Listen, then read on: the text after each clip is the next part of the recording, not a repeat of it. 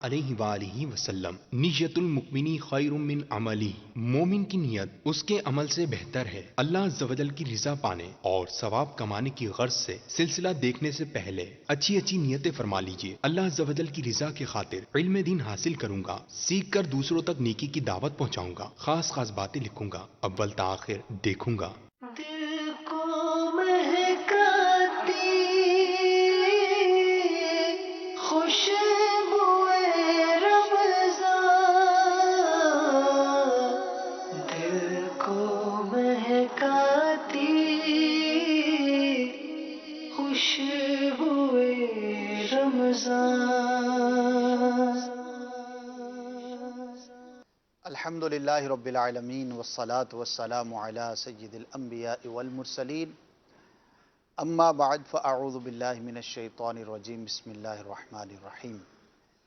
الصلاة والسلام علیک یا رسول اللہ وعلی آلک واصحابک یا حبیب اللہ، الصلاة والسلام علیک یا نبی اللہ وعلی آلک واصحابک یا نور اللہ۔ ایک اور صبح ماہ رمضان المبارک کی آپ سب کو مبارک ہو۔ انشاءاللہ عز و جل آج کے ہم خوشبوئے رمضان کے سلسلے میں جو گفتگو کریں گے اس کا موضوع ہے نیک بنو نیکی پھیلاؤ، امر بالمعروف و نہی عن المنکر۔ یہ ایک ایسا بنیادی عمل ہے، اتنی اہم یہ شے ہے کہ اسی کی وجہ سے دنیا بھر میں اچھائیاں پھیلتی ہیں اور برائیاں رکتی ہیں۔ اگر یہ عمل دنیا سے روک دیا جائے، ختم کر دیا جائے، تو پھر بدعملی اور بے راہ روی دنیا کو اپنی لپیٹ میں پوری طرح سے لے لے۔ پیارے آقا صلی اللہ تعالی علیہ وآلہ وسلم کی سیرت طیبہ کا اگر ہم مطالعہ کرتے ہیں، دیکھتے ہیں، تو ساری عمر مبارک میں، ساری سیرت مبارکہ میں جتنے بھی دن آپ نے اس دنیا کو نوازا، یہ دو کام ہی نظر آتے ہیں۔ یا تو آپ خود رب عز و جل کی عبادت میں مصروف ہیں، یا کسی کو نیک بنانے کے لیے، اسلام کی طرف لانے کے لیے، رب کی بارگاہ میں جھکانے کے لیے نیکی کی دعوت ارشاد فرما رہے ہیں۔ انشاءاللہ عز و جل نیکی کیا ہے، نیکی کی دعوت دینا کتنا اہم ہے، اور برائی سے منع کرنا اور روکنا اور خود باعمل ہونا یہ کتنا امپورٹنٹ ہوتا ہے، ان تمام موضوعات پر گفتگو کریں گے۔ کچھ سیگمنٹس بھی آج سلسلے میں شامل کریں گے، اور ان کی ڈیٹیل یہ ہے کہ ایک کتاب کا تعارف پیش کیا جائے گا، اسی طرح مثنوی شریف کی جو حکایت بیان کی جاتی ہے وہ بھی بیان کی جائے گی، اور سب سے پہلے کا جو سیگمنٹ ہے وہ بھی انشاءاللہ پیش کیا جائے گا۔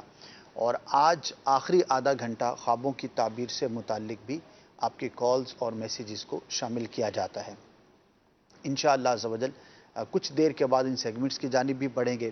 ہمارے ساتھ مبلغین کی ٹیم موجود ہوتی ہے، انشاءاللہ مدنی پھول حاصل کریں گے۔ آپ میسیجز کر سکتے ہیں، کالز کر سکتے ہیں اسکرین پر دیے گئے نمبرز پر، اور انشاءاللہ آپ کی کال کو اور میسیج کو سلسلے میں شامل کیا جائے گا۔ لیکن شروع ہی میں بڑھتے ہیں تلاوت قرآن مجید فرقان حمید کی جانب، اور ہمارے ساتھ انڈونیشیا سے تشریف لائے ہوئے مبلغ ہیں دعوت اسلامی کے، الحمدللہ قاری بھی ہیں، قرات پڑھاتے بھی ہیں، اور عالم کورس بھی کیا ہوا ہے، پڑھاتے بھی ہیں، اور مدنی قافلے میں فیضان مدینہ عالمی مدنی مرکز تشریف لائے ہوئے ہیں۔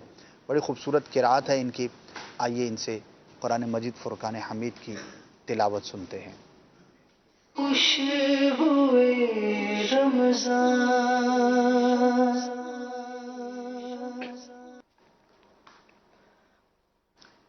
أعوذ بالله من الشيطان الرجيم.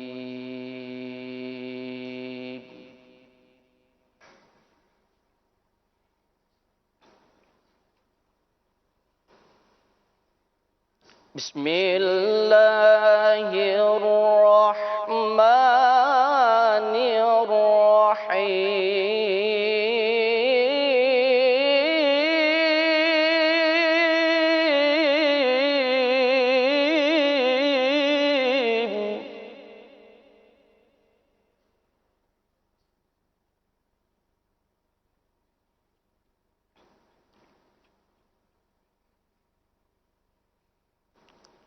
لو أنزلنا هذا القرآن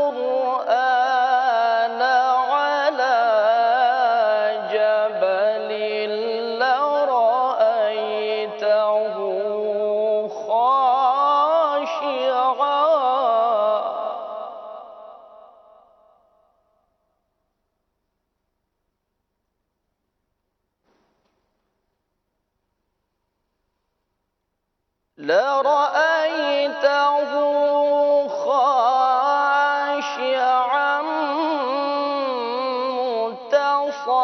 متصدعا من خشية الله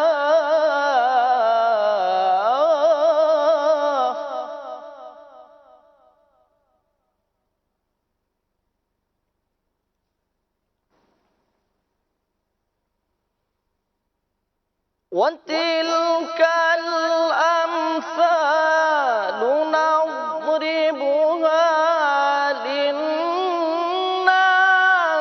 لعلهم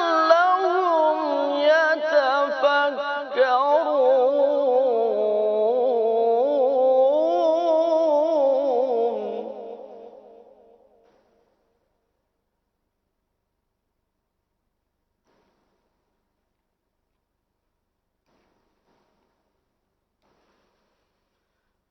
هو الله الذي لا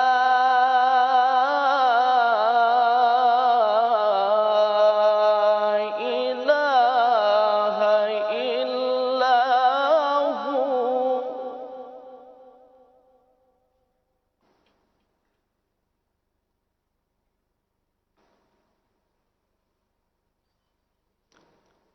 عالم الغيب والشهادة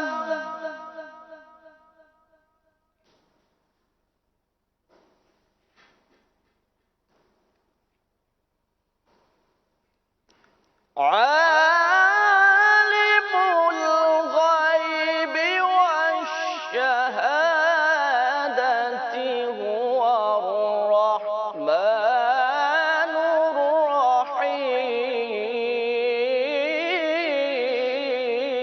الرحيم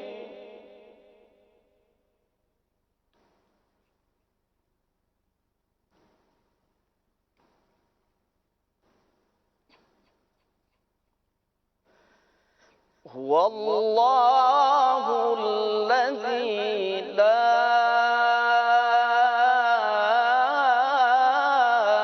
إله إلا هو الملك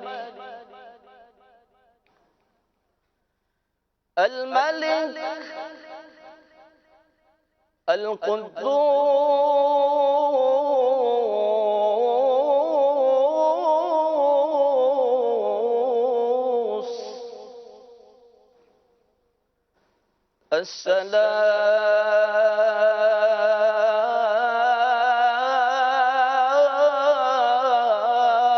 السلام المؤمن المهيمن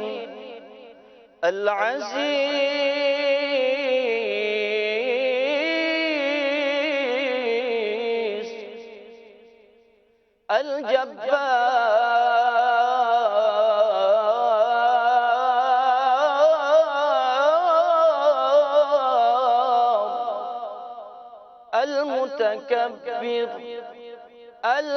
المتكبر سبحان الله عما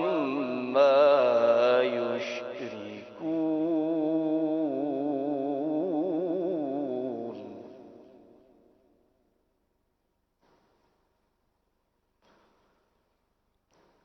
الملك القدوس السلام المؤمن المهيمن العزيز الجبار المتكبر سبحان الله عما يشركون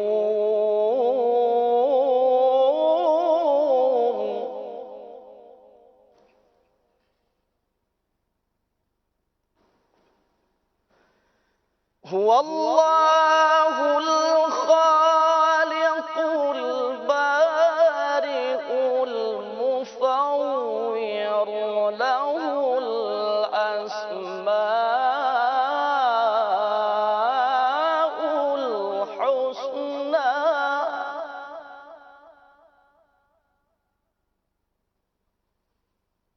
يسبح له ما في السماوات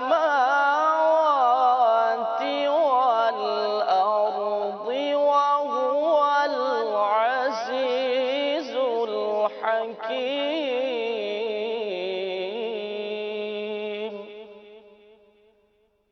صدق الله العظيم.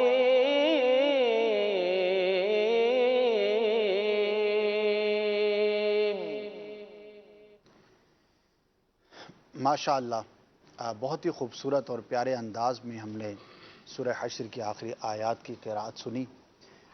اللہ پاک کی بارگاہ میں دعا کرتے ہیں کہ اللہ پاک ہمیں بھی کثرت تلاوت قرآن پاک کرنے کی توفیق عطا فرمائے، اور اگر خوبصورت انداز پر قرأت کی جاتی ہے تو دلوں پر اس کا اثر جو ہے وہ اور مزید بڑھ جاتا ہے۔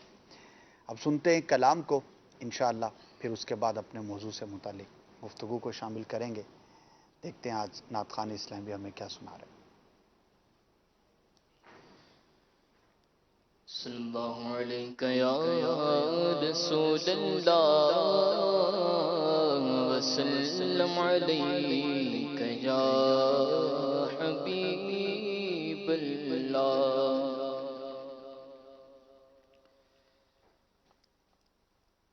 ایسا لگتا ہے مدینے جلد وہ بلوائیں گے، ایسا لگتا ہے مدینے جلد وہ بلوائیں گے، جائیں گے جا کر انہیں زخمی جگر دکھلائیں گے، جائیں گے جا کر انہیں زخمی جگر دکھلائیں گے۔ ایسا لگتا ہے مدینے جلد وہ بلوائیں گے، ایسا لگتا ہے مدینے جلد وہ بلوائیں گے، جائیں گے جا کر انہیں زخمی جگر دکھلائیں گے، جائیں گے جا کر انہیں زخمی جگر دکھلائیں گے۔ وہ اگر چاہیں گے تو ایسی نظر فرمائیں گے، وہ اگر چاہیں گے تو ایسی نظر فرمائیں گے، خوب روئیں گے پچھاڑوں پر پچھاڑے کھائیں گے، خوب روئیں گے پچھاڑوں پر پچھاڑے کھائیں گے۔ ایسا لگتا ہے مدینے جلد وہ بلوائیں گے، جائیں گے جا کر انہیں زخمی جگر دکھلائیں گے۔ موت اب تو گنبد خضرا کے سائے میں ملے، موت اب تو گنبد خضرا کے سائے میں ملے، کب تک آقا در بدر کی ٹھوکریں ہم کھائیں گے، کب تک آقا در بدر کی ٹھوکریں ہم کھائیں گے۔ ایسا لگتا ہے مدینے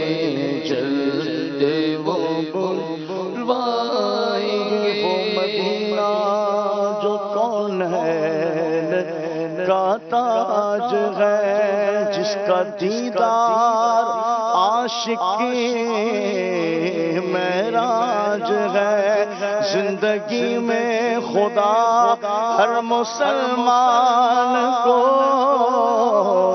وہ مدینہ دکھا دے تو کیا بات ہے، بلا لو پھر مجھے اے شاہ بحروں بر مدینے میں پھر روتا ہوا آؤں تیرے در پر مدینے میں پہنچوں کوئے جانا میں، غریبا چاک سینہ گرا دے کاش مجھ کو شوق چڑھ پا کر مدینے میں، سلام شوق کہنا آجیوں میرا بھی رو رو کر تمہیں آئے نظر جب روضہ انور مدینے میں، میرا غم بھی تو دیکھو میں پڑا ہوں دور طیبہ سے، سکون پائے گا بس میرا دل مضطر مدینے میں، سکون پائے گا بس میرا دل مضطر مدینے میں، بلا لو ہم غریبوں کو بلا لو یا رسول اللہ، پائے شبیر و شبر فاطمہ حیدر مدینے میں، ایسا لگتا ہے مدینے جلد وہ بلوائیں گے، ایسا لگتا ہے مدینے جلد وہ بلوائیں گے، خلد میں ہوگا ہمارا داخلہ اس شان سے، خلد میں ہوگا ہمارا داخلہ اس شان سے، یا رسول اللہ کا نعرہ لگاتے جائیں گے، یا رسول اللہ کا نعرہ لگاتے جائیں، کیونکہ یا رسول اللہ کے نعرے سے ہم کو پیار ہے، ہم نے یہ نعرہ لگایا اپنا بیڑا پار ہے، یا رسول اللہ کا نعرہ لگاتے جائیں گے، یا رسول اللہ کا نعرہ لگاتے جائیں گے، حشر میں کیسے سنبھالوں گا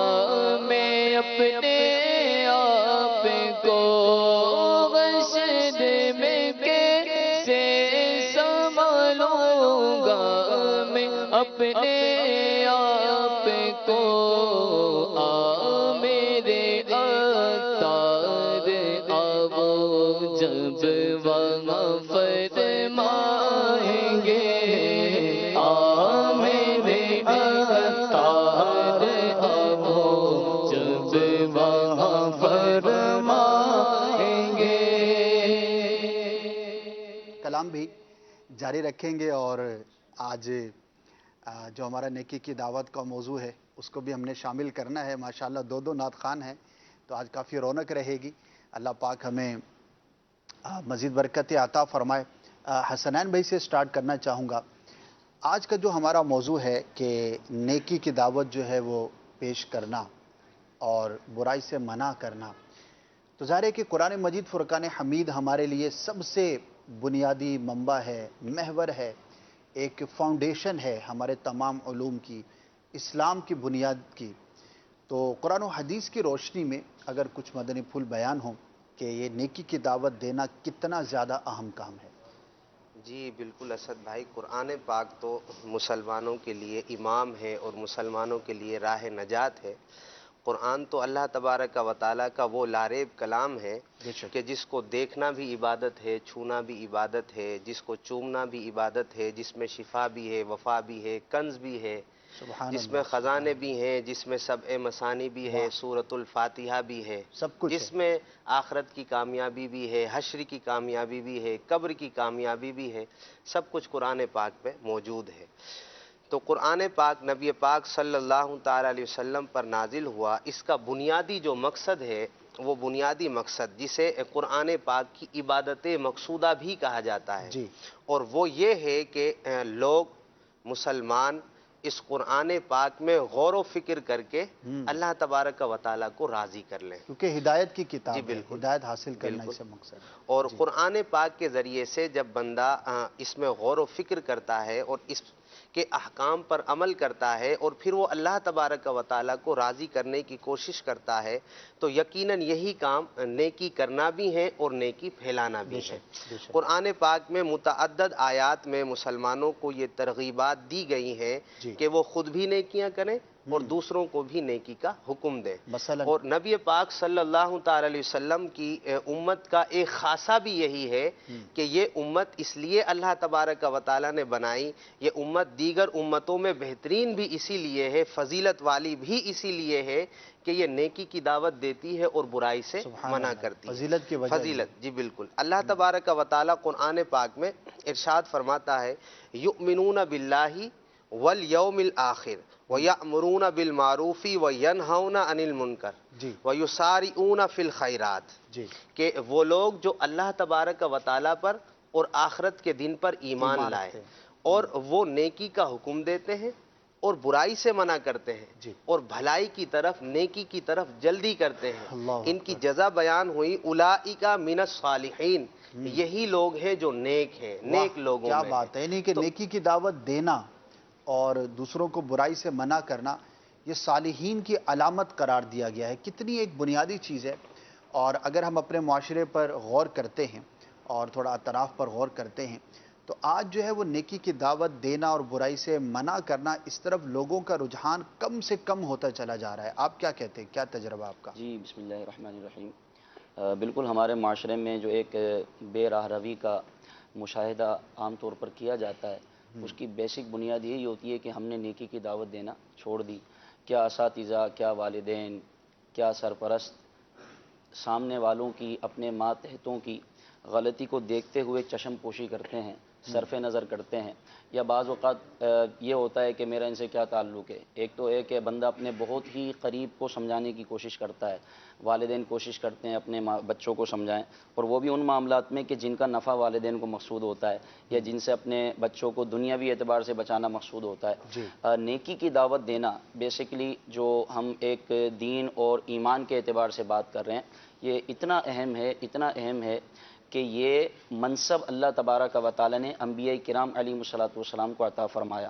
انبیاء کرام علیہ الصلوۃ والسلام کا جو مطمح نظر تھا اور اللہ تبارک و تعالیٰ نے ان کی بعثت کا جو مقصد بیان فرمایا وہ یہی ہے، وَأَنذِرْ عَشِيرَتَكَ الْأَقْرَبِينَ، کہ اپنے گھر والوں کو ڈرائیں، اپنے کنبے کو ڈرائیں، اور پھر فرمایا کہ عالم انسانیت کو ڈرائیں، ان کو نیکی کی دعوت دیں اور اللہ تبارک و تعالیٰ کی طرف بلائیں۔ جیسے کہ ہمارے حسنین بھائی نے ارشاد فرمایا کہ اس امت کو خیر امت قرار دیا، تو بڑی وضاحت کے ساتھ قرآن پاک میں یہ آیت مبارکہ موجود ہے، کنتم خیر امتن، کہ تم بہترین امت ہو، اخرجت للناس، جو کہ لوگوں کے لیے ظاہر کی گئی، تأمرون بالمعروف وتنہون عن المنکر، اس لیے بہترین امت ہو کہ تم بھلائی کا حکم دیتے ہو اور برائی سے منع کرتے ہو۔ مفتی احمد یار خان نعیمی رحمۃ اللہ تعالی علیہ فرماتے ہیں کہ تبلیغ دین یعنی نیکی کی دعوت دینا اور برائی سے منع کرنا، فرمایا کہ جتنی بھی عبادتیں ہیں اس کا فائدہ عابد کو، عبادت کرنے والے کو ہوتا ہے، لیکن تبلیغ دین یہ ایک ایسی عبادت ہے کہ اس کا فائدہ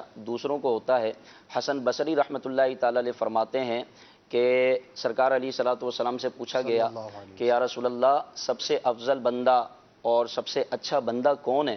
تو سرکار علیہ صلاۃ والسلام نے ارشاد فرمایا، اللہ سے ڈرنے والا، صلہ رحمی کرنے والا اور نیکی کی دعوت دینے والا، برائی سے منع کرنے والا۔ ماشاءاللہ، کتنے فضائل ہیں، کتنی برکات ہیں، اور ہمیں اس طرف جو ہے وہ توجہ کرنی چاہیے۔ لیکن ظاہر ہے کوئی بھی ہم کام کرتے ہیں تو اس کام کو کرنے سے پہلے ہمیں کچھ باتوں کا خیال رکھنا ضروری ہوتا ہے۔ کوئی بھی کام کرے، خواہ دنیا کا ہو یا دین کا ہو، تو اس کو سیکھے بغیر کرنا یہ غلطی کا بہت زیادہ اس کے اندر شائبہ ہو سکتا ہے۔ آپ کارپینٹر ہیں اگر تو آپ نے سیکھا ہوگا، الیکٹریشین ہیں تو سیکھا ہوگا، پائلٹ ہیں تب بھی سیکھا ہوگا، انجینئر ہیں تو بہت پڑھا ہوگا، پریکٹیکل کیا ہوگا، ڈاکٹر. تو نیکی کی دعوت دینے کے لیے بھی ہمیں چند باتوں کا خیال رکھنا اور ان مدنی پھولوں کا دھیان رکھنا بہت ہی زیادہ امپورٹنٹ اور ضروری ہے. عبدالسمیع بھائی، میں پوچھنا چاہوں گا کہ آخر وہ کون سی چیزیں ہیں کہ جن کا ایک مبلغ کو، جو بھی نیکی کی دعوت پہنچانے والا ہے، تبلیغ کرنے والا ہے، قرآن و سنت کے پیغام کو عام کرنے والا ہے، اس کو ہم اپنی اصطلاح میں مبلغ کہتے ہیں، اور ویسے بھی لفظ استعمال کیا جاتا ہے مبلغ کا. تو کون سی ایسی بنیادی ایک دو چیزیں ہیں کہ جس کا دھیان رکھنا نیکی کی دعوت دینے والے کو یہ بڑا امپورٹنٹ ہے؟ مبلغ کے لیے سب سے جو اہم مدنی پھول ہے وہ یہ ہے کہ باعمل ہونا چاہیے. امیر سنت ارشاد فرماتے ہیں نا کہ مبلغ ایسا ہو جو محتاط ہو. بلکہ ایک موقع پر تو آپ نے یوں بھی بالخصوص دعوت اسلامی والوں کو ارشاد فرمایا کہ لوگ آپ میں الیاس قادری کو تلاش کرتے ہیں. یعنی لوگ دیکھتے ہیں کہ یار جس طرح یہ ان کے پیر صاحب ہیں تو آپ بھی، یہ مریدین بھی ایسے ہوں گے. یعنی جو آپ کہنا چاہ رہے ہیں، جو آپ دوسروں تک پہنچانا چاہ رہے ہیں، وہ اپنی آپ پر اپنا عمل بھی ہونا چاہیے، ورنہ اس کا امپیکٹ جو ہے وہ نہیں وہ بھی برا پڑتا ہے. اور ویسے بھی پھر لوگ دیندار بندے سے دور ہوتے ہیں جی اگر اس کا عمل نہیں ہوگا. پھر اس کے ساتھ ساتھ یہ کہ تنہائی میں کی جو عبادت ہے، کیونکہ تنہائی کی عبادت ایسی ہے کہ یہ بندے کی عادت کا پتہ دیتی ہے کہ عادت کیسی ہے. کیونکہ ہم بظاہر جب لوگوں کے اندر ہوں گے تو گناہ تھوڑی کریں گے. اب مسجد کے اندر بیٹھے ہوئے ہیں یا مجمع کے اندر ہیں، وہاں تو بندہ پبلک پلیس پر تو ایسے ہی بندہ گناہوں سے بچنے کی کوشش کرتا ہے. ایک جو خاص طور پہ وہ جو طبیعتاً شریف آدمی ہوگا.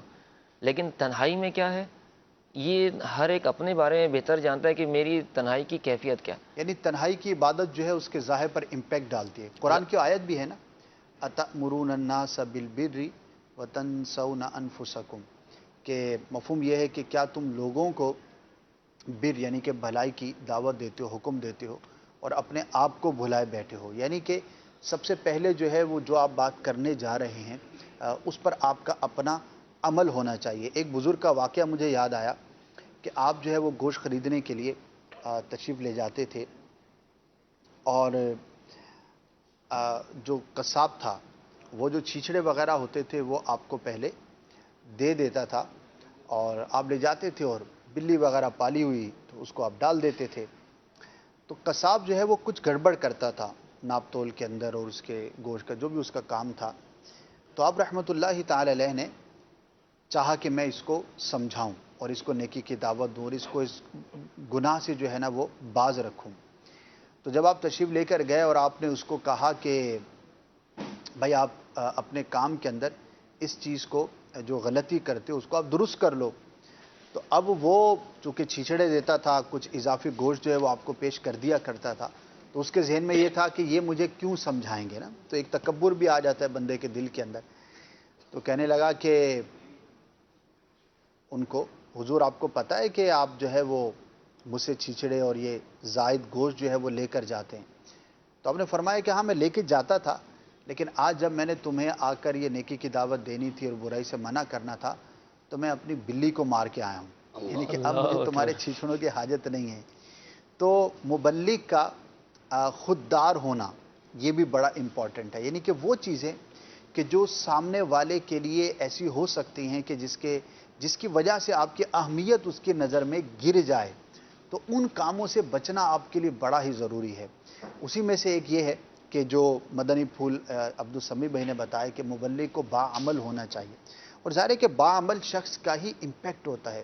اور اگر عارضی طور پر آپ باعمل نظر آتے ہیں اور گھر میں آپ کا معاملہ ویسا نہیں ہے، اکیلے میں آپ کا معاملہ ایسا نہیں، تو ایک تو یہ ہے کہ آپ کی روحانیت پر اس کا برا اثر پڑتا ہے، آپ کے ظاہر پر بھی اس کا برا اثر پڑتا ہے. دوسرا یہ بھی ہے کہ باعمل شخص بڑا ایزی ہوتا ہے، اس کو تکلف نہیں کرنا پڑتا، وہ خلوت میں ہے، جلوت میں ہے، لوگوں کے سامنے ہے، اکیلے ہے، تو بڑی آسانی کے ساتھ اپنی زندگی گزارتا. اس کو کہیں پر بھی یہ خوف نہیں ہوتا کہ میری فلاں چیز لوگوں کے سامنے ظاہر ہو جائے گی. اور جو بدتکلف نیک بن رہا ہوتا ہے بیچارہ، تو وہ بعض اوقات جو ہے نا اپنی بے احتیاطیاں اس کے لوگوں کے سامنے ظاہر بھی ہو جاتی ہیں، کیونکہ وہ حقیقت میں نیک نہیں ہے، حقیقت میں اس کے دل و دماغ کے اندر نیکی نہیں ہے. تو جہاں پر ذرا اس کو موقع ملا یا جہاں پر ذرا وہ ایزی ہوا تو وہ غلطی کے اندر مبتلا ہو سکتا ہے، اور پھر جب وہ لوگوں کے سامنے آتی ہے تو پھر لوگ اس طرح کی باتیں کرتے ہیں کہ یار اب مثال ہے میں یہاں پر بیٹھ کر آپ سب سے حسن اخلاق پر بڑی زبردست ڈیبیٹ کروں، قرآن حدیث واقعات سب بیان کروں، اور جیسی سلسلہ ختم ہو تو آپ سے لڑنے لگ جاؤں، تو ظاہر ہے کہ آپ پر میرا کیا امپیکٹ پڑے گا کہ یار یہ عجیب بات یا بھی ہے کہ طبیعت کے خلاف کوئی گفتگو ہو جائے، کوئی بات ہو جائے، جی۔ اصل تو وہیں اس کا اظہار تو ہوتا ہے۔ باعمل ہونا بڑا ضروری ہے۔ وہ ضروری ہے۔ باعمل ایسے ہی کے ساتھ مبلغ کے لیے ایک ادب یہ بھی بیان کیا گیا ہے کہ اس کو علم پراپر ہونا چاہیے، کیونکہ جب آپ نیکی کی دعوت دیتے ہیں، مثال نماز کی دعوت دینی ہے، آپ نے روزے کی دعوت دینی ہے، کسی بھی چیز کی دعوت دینی ہے، تو اس کے لیے یہ بھی ایک بنیادی عمل ہے کہ اس کے لیے علم جو ہے وہ بڑا امپورٹنٹ ہے۔ یہ تو بیسک ہو گئی نا اس کی۔ بالکل علم مبلغ کے لیے جو دین کی تبلیغ کرنے والا ہے اس کے لیے یہ لازم ہے، ایک یہ ایسا جز ہے جو اس سے جدا نہیں ہو سکتا، جی۔ اس لیے کہ جب اس کا کام ہی دین کی تبلیغ کرنا ہے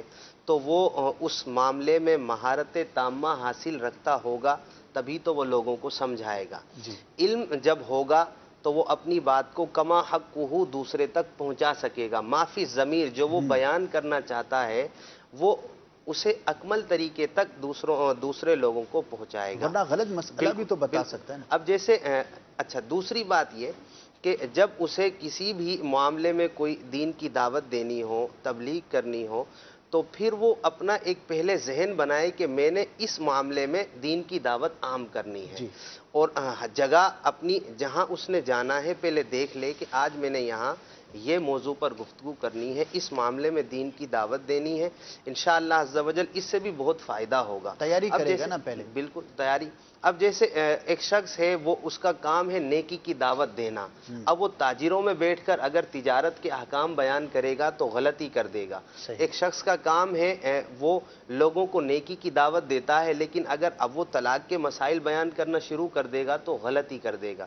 لہذا جس معاملے میں علم کما حقہ حاصل ہے اسی معاملے میں دین کی تعلیم دے اور ورنہ دین کی معذرت تبلیغ کر دے۔ لے۔ ورنہ حضرت علی رضی اللہ تعالیٰ عنہ سے منقول بھی ہے کہ اللہ تبارک و تعالیٰ کو جو لوگ پسند ہیں ان میں سے ایک شخص وہ بھی ہے کہ جب اس سے کوئی سوال پوچھا جائے اور اسے نہ آئے تو وہ کہہ دے کہ مجھے یہ معلوم نہیں ہے، لا ادری، مجھے اس کا علم نہیں ہے۔ یہ اللہ تبارک و تعالیٰ کو بہت پسند ہے یہ شخص۔ مشہور آدمی کے لیے بڑا مشکل ہوتا ہے، بلکہ اور خاص طور پر جو بیانات کرتا ہے یا لوگوں کو نیکی کی دعوت دیتا ہے تو لوگ ظاہر ہے اس کی طرف رجوع کرتے ہیں۔ مولا علی کرم اللہ تعالی وجہ الکریم کے بارے میں مفتی صاحب نے مشکاۃ شریف میں لکھا ہے میرات المناجی میں کہ آپ ہیں باب العلم، سبحان علم کا دروازہ، اور آپ کو کتنا علم سرکار علیہ الصلوۃ والسلام نے عطا فرمایا۔ آپ ممبر شریف پہ جلوہ فرما تھے تو آپ سے 21 سوالات کیے گئے، اچھا 21 سوالات کیے لوگوں نے، تو ان میں سے آپ نے 17 کے جواب میں لا اعلم، لا ادری، لا اعلم، لا ادری، اور باقی آپ نے 4 جواب عنایت فرمائے۔ صحیح۔ تو مبلغ کے لیے واقعی یہ ضروری ہے کہ جس کے بارے میں علم نہیں ہے اس پر کلام نہ کرے۔ تبلیغ کے لیے عالم ہونا تو شرط نہیں ہے، صحیح۔ لیکن اگر عالم ہونا تو سونے پہ سہاگا ہے، اور ماشاءاللہ علم اتنا مطلب رکھتا ہو کہ وہ با آسان انداز میں وہ اس کو پہنچا دے۔ اور پھر ایک یہ بھی ہے کہ علم بھی ہو اور وہ صحیح انداز میں اپنی بات بھی پہنچاتا ہو اور تبلیغ دین میں بڑھ چڑھ کر اپنا حصہ اس بھی میں لیتا تھوڑی ہو۔ سی میں مزید ڈسکس کرنا چاہوں گا کہ آپ نے جیسے فرمایا نا کہ عالم ہو، عالم ہونا ضروری بھی نہیں، لیکن ہر شخص جتنا علم رکھتا ہے، بہت ساری نیکی کی دعوت کی صورتیں ایسی ہیں کہ جی۔ جس کے لیے آپ کو بہت زیادہ علم کی حاجت نہیں۔ مثال ہے، کسی کو ہم نے اتنا کہا کہ پیارے بھائی نماز پڑھا کریں، ہمارے سامنے رہتا ہے اور وہ نماز نہیں پڑھتا، اور اس کو ہم نے کہا کہ آپ نماز پڑھا کریں، تو یہ بھی تو نیکی کی دعوت ہے نا۔ اگر کوئی روزہ نہیں رکھ رہا، رمضان کی بات کریں، اور اس کو کسی نے سمجھایا اور اچھے انداز پر کہا کہ بھائی روزہ رکھا کریں، اس کا کوئی عذر بھی نہیں ہے، کوئی ایسا میٹر بھی نہیں ہے، تو یہ بھی نیکی کی دعوت ہے۔ اگر کوئی شخص گالیاں دیتا ہے تو اس کو یہ کہنا کہ بھائی آپ حسن اخلاق سے پیش آیا کریں اور ان باتوں سے اپنے آپ کو روکیں۔ تو ایک تو وہ ہے کہ جو علماء کا خاصہ ہے، وہ مسائل ہیں، جی۔ وہ فقہی عبارتیں ہیں، وہ چیزیں ہیں کہ جو ظاہر ہے کہ جب تک پراپر اس کے بارے میں علم نہیں ہوگا تو بندہ کلام نہیں کر سکتا۔ لیکن یہ جو ایک ہم نے تقسیم کاری اپنے طور پہ بنا لی ہے کہ بھئی یہ کسی کو نیکی کی دعوت دینا، نماز کی دعوت دینا، یہ تو صرف کسی مولانا کا کام ہے یا عالم ہی کا کام ہے، بلکہ لوگ آتے ہیں مساجد یہ بھی میں، درست نہیں ہے نا، امام صاحب کیونکہ ان کو یہ سمجھا دیں، ان کو آپ یہ کہہ دیں، ارے بھائی یہ چھوٹی سی بات ہے، آپ بھی کہہ سکتے ہیں۔ آپ بھی کہہ سکتے تھے، ٹھیک ہے، علماء کا خاصہ ہے۔ جی ہر شخص اپنے طور پر مبلغ ہے، اور جتنا اسے علم ہے اس کے مطابق اس پر یہ لازم بھی ہو جاتا ہے بسا اوقات کہ وہ دین کی تبلیغ کرے. جیسے والد ہے، اس کا بچہ اگر کوئی اللہ تبارک و تعالیٰ کی نافرمانی کر رہا ہے یا کوئی ایسا کام کر رہا ہے جو خلاف شرع ہے، تو والد پر لازم ہے کہ وہ اسے سمجھائے. جو بڑا ہے اس کے ماتحت افراد میں سے اگر کوئی کام خلاف شرع کرتے ہیں تو اس پر لازم ہے کہ وہ سمجھائیں. نماز کا ٹائم ہو گیا، اب یہ اپنے گھر والوں کو کہے کہ نماز پڑھو، اور اگر وہ مرد ہیں تو انہیں مسجد اپنے ساتھ لے کر جائے. اسی طریقے سے اب یہ جا رہا ہے یا لوگ اس کے پاس آئے، یہ انہیں سلام کی ترغیب دلا دے. اس میں تو کوئی عالم ہونا شرط نہیں ہے کہ جناب آپ سلام کی سنتیں بیان کیجئے، اور سلام ایک سنت ہے پیارے آقا صلی اللہ تعالی علیہ وسلم کی، اسے آپ بیان کر دیجئے. حدیثوں میں بھی آیا، حدیثوں میں واضح طور پر آیا بھی ہے، بلغوا انی ولو آیا، میری طرف سے ایک بات بھی معلوم ہو تو اسے لوگوں تک پہنچا دو. بہت زیادہ علم حاصل کرنا ضروری نہ بھی ہو تب بھی ایک آیت، ایک مسئلہ جب کہ درست پتا ہو وہ بھی لوگوں تک پہنچا دو. اور اس کے پیچھے کتنی پیاری لاجک ہے کہ اب جتنے بھی لوگ ہیں، ظاہر ہے کہ چند باتیں تو ہر ایک کے علم میں ہوتی ہیں، بنیادی باتیں تو ہر ایک کے علم میں ہوتی ہی ہیں کہ یہ نیکی کا کام ہے، یہ برائی کا کام ہے. اگر سارا ہی معاشرہ نیکی کی دعوت دینے والا بن جائے اور ہمت سے کام لے تو پھر کتنی پازیٹیو چینج آئے، لیکن ہم شرم محسوس کرتے ہیں. اصل میں ہم یہاں یہ ایک ہے اور کہ بات، علم ہو لیکن ساتھ میں نیکی کی دعوت دینے کا جذبہ ہو. جذبہ نہیں ہوتا نا، شرم آتی ہے، یہی ہوتا ہے یار وہ لوگ بولیں گے کہ مولوی ہو گیا ہے، اس کا کیا کریں. اچھا یہ بھی مولوی ہو گیا، دوسرا یار میں بات کروں گا تو پتہ نہیں یہ کہیں گلے نہ پڑ جائے. یہ خوف، یہ اور یہ بعض اوقات خامخواہ کا خوف ہوتا ہے. اپنا جہاں فائدہ لینا ہوتا ہے نا وہاں خوف نہیں ہوتا، لیکن جب سمجھانا ہوتا ہے تو بولیں یار ہر ایک نے اپنی قبر میں جانا ہے، جائے بھاڑ میں ہمیں کیا. حالانکہ یہ جملہ بھی نہیں بولنا نظر نہیں ہوتے نا کہ جو ایک تبلیغ دین پر جو فضائل ہیں. سیدنا صدیق اکبر رضی اللہ تعالیٰ عنہ فرماتے ہیں کہ جو نیکی کی دعوت دیتا ہے اس کی زندگی بخیر و عافیت گزرتی ہے. اللہ اکبر. یعنی بخیر و عافیت پرسکون زندگی گزرے. نیکی کی دعوت دینے والے کے ساتھ ہوتا ہے کہ اس کی زندگی پرسکون گزرتی ہے. چلیں جی، خوش رہنے کا ایک مدنی نسخہ مل گیا. کیونکہ یہ تو اللہ تبارک و تعالیٰ نے قرآن پاک میں ارشاد فرمایا، ان تنصروا اللہ ینصرکم، اگر تم دین خدا کی مدد کرو گے اللہ تمہاری مدد کرے گا. وَيُثَبِّتْ بِهِ أَقْدَامَكُمْ، اور تمہارے قدموں کو جما دے گا. تو دین خدا کی مدد ہے، یہ اللہ کے دین کی مدد ہے. آپ اس کو دین کی طرف گامزن کر رہے ہیں، نیکی کی طرف رہنمائی کر رہے ہیں، اور پھر دیکھیں اگر آپ کی بات سے وہ نیکی کی طرف آ گیا تو کتنا بڑا صدقہ جاری ہے. حضور نے فرمایا کہ اگر تمہاری بات سے اللہ تبارک و تعالیٰ کسی کو بھلائی عطا فرما دے تو یہ تمہارے لیے سرخ اونٹوں سے زیادہ بہتر ہے. 100 سرخ اونٹوں سے زیادہ. اس زمانے میں سرخ اونٹوں کی ایک اہمیت ہوتی تھی، تو سرکار علیہ الصلوۃ والسلام نے فرمایا تمہارے لیے اس سے بہتر ہے. اور پھر فرمایا کہ نیکی پر رہنمائی کرنے والا ایسا ہی ہے جیسے کہ اس نے نیکی کی، نیکی کرنے والے کی طرح ہے.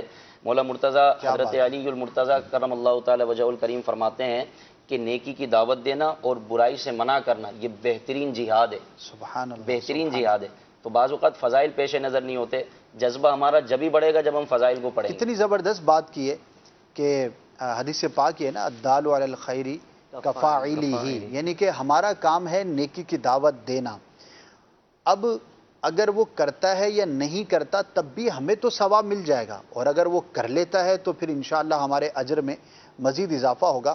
تو شرم نہیں کرنی چاہیے، فضائل کو پیش نظر رکھیں، اور ہمارا کام ہے اچھی بات کو پہنچا دینا. بعض اوقات اس لیے بھی لوگ نیکی کی دعوت دینے سے کتراتے ہیں کہ یار لوگ تو مانتے ہی نہیں ہیں، لوگ تو سمجھتے نہیں ہیں، یار میں کسی کو بولتا ہوں اتنے عرصے سے تو کوئی فائدہ ہی نہیں ہو رہا. تو پیارے بھائی دیکھیں، یہ تو ایک الگ بات ہے کہ آپ نے کسی کو اچھائی کی دعوت دی، کسی برے کام سے منع کیا، وہ اسے باز آ گیا اور اچھا کام کرنے لگ گیا. اگر یہ کر لیتا ہے تو بہت اچھی بات. اگر بالفرض وہ یہ کرتا نہیں ہے تب بھی فقط نیکی کی دعوت دینا، چند جملے زبان سے نکال دینا، کسی کے لیے کچھ بات کہہ دینا، ایک مسئلہ کسی تک پہنچا دینا، یہی بہت عظیم کام ہے. یعنی کہ ہمیں کہیں پر بھی کسی کا دل پھیرنے پر مصر نہیں کیا گیا. یعنی ہم اس چیز کے پابند نہیں بنائے گئے کہ ہم نے کسی کو جو نا نیک بنا کر ہی چھوڑنا ہے، جب تک وہ گناہ سے باز نہیں آئے گا تب تک ہمیں ثواب بھی نہیں ملے گا. ایسا نہیں ہے، بلکہ اب تک جتنے فضائل بیان ہوئے وہ سب نیکی کی دعوت دینے کے فضائل ہیں، کسی کو صحیح بات کہنے کے فضائل ہیں. تو ہم تو اپنا ثواب کھڑا کریں نا، ہم تو بات پہنچا دیں. ہاں وہ عمل کر لے گا تو انشاءاللہ ہمارے لیے مزید اضافے کا باعث ہوگا. تو یہ ایک بہت بنیادی چیز ہوتی ہے کہ ہم اس لیے دعوت نہیں دیتے، کسی کو اچھی بات نہیں کرتے، ہمت نہیں کرتے کہ یار میری کوئی مانتا تو ہے نہیں. تو آپ اس کو چھوڑ دیں کہ کوئی مانتا یا نہیں مانتا. اب اس بات پر غور کریں کہ پیارے آقا مدینہ والے مصطفیٰ صلی اللہ تعالی علیہ وآلہ وسلم نے تمام ہی کفار قریش کو نیکی کی دعوت ارشاد فرمائی تھی، اسلام کی طرف دعوت دی تھی۔ وَأَنذِرْ عَشِيرَتَكَ الْأَقْرَبِينَ کا ابتداً یہ حکم تھا، پھر یہ حکم ہوا کہ سب کو جو ہے وہ علی الاعلان اسلام کی دعوت دینے کا حکم ہوا۔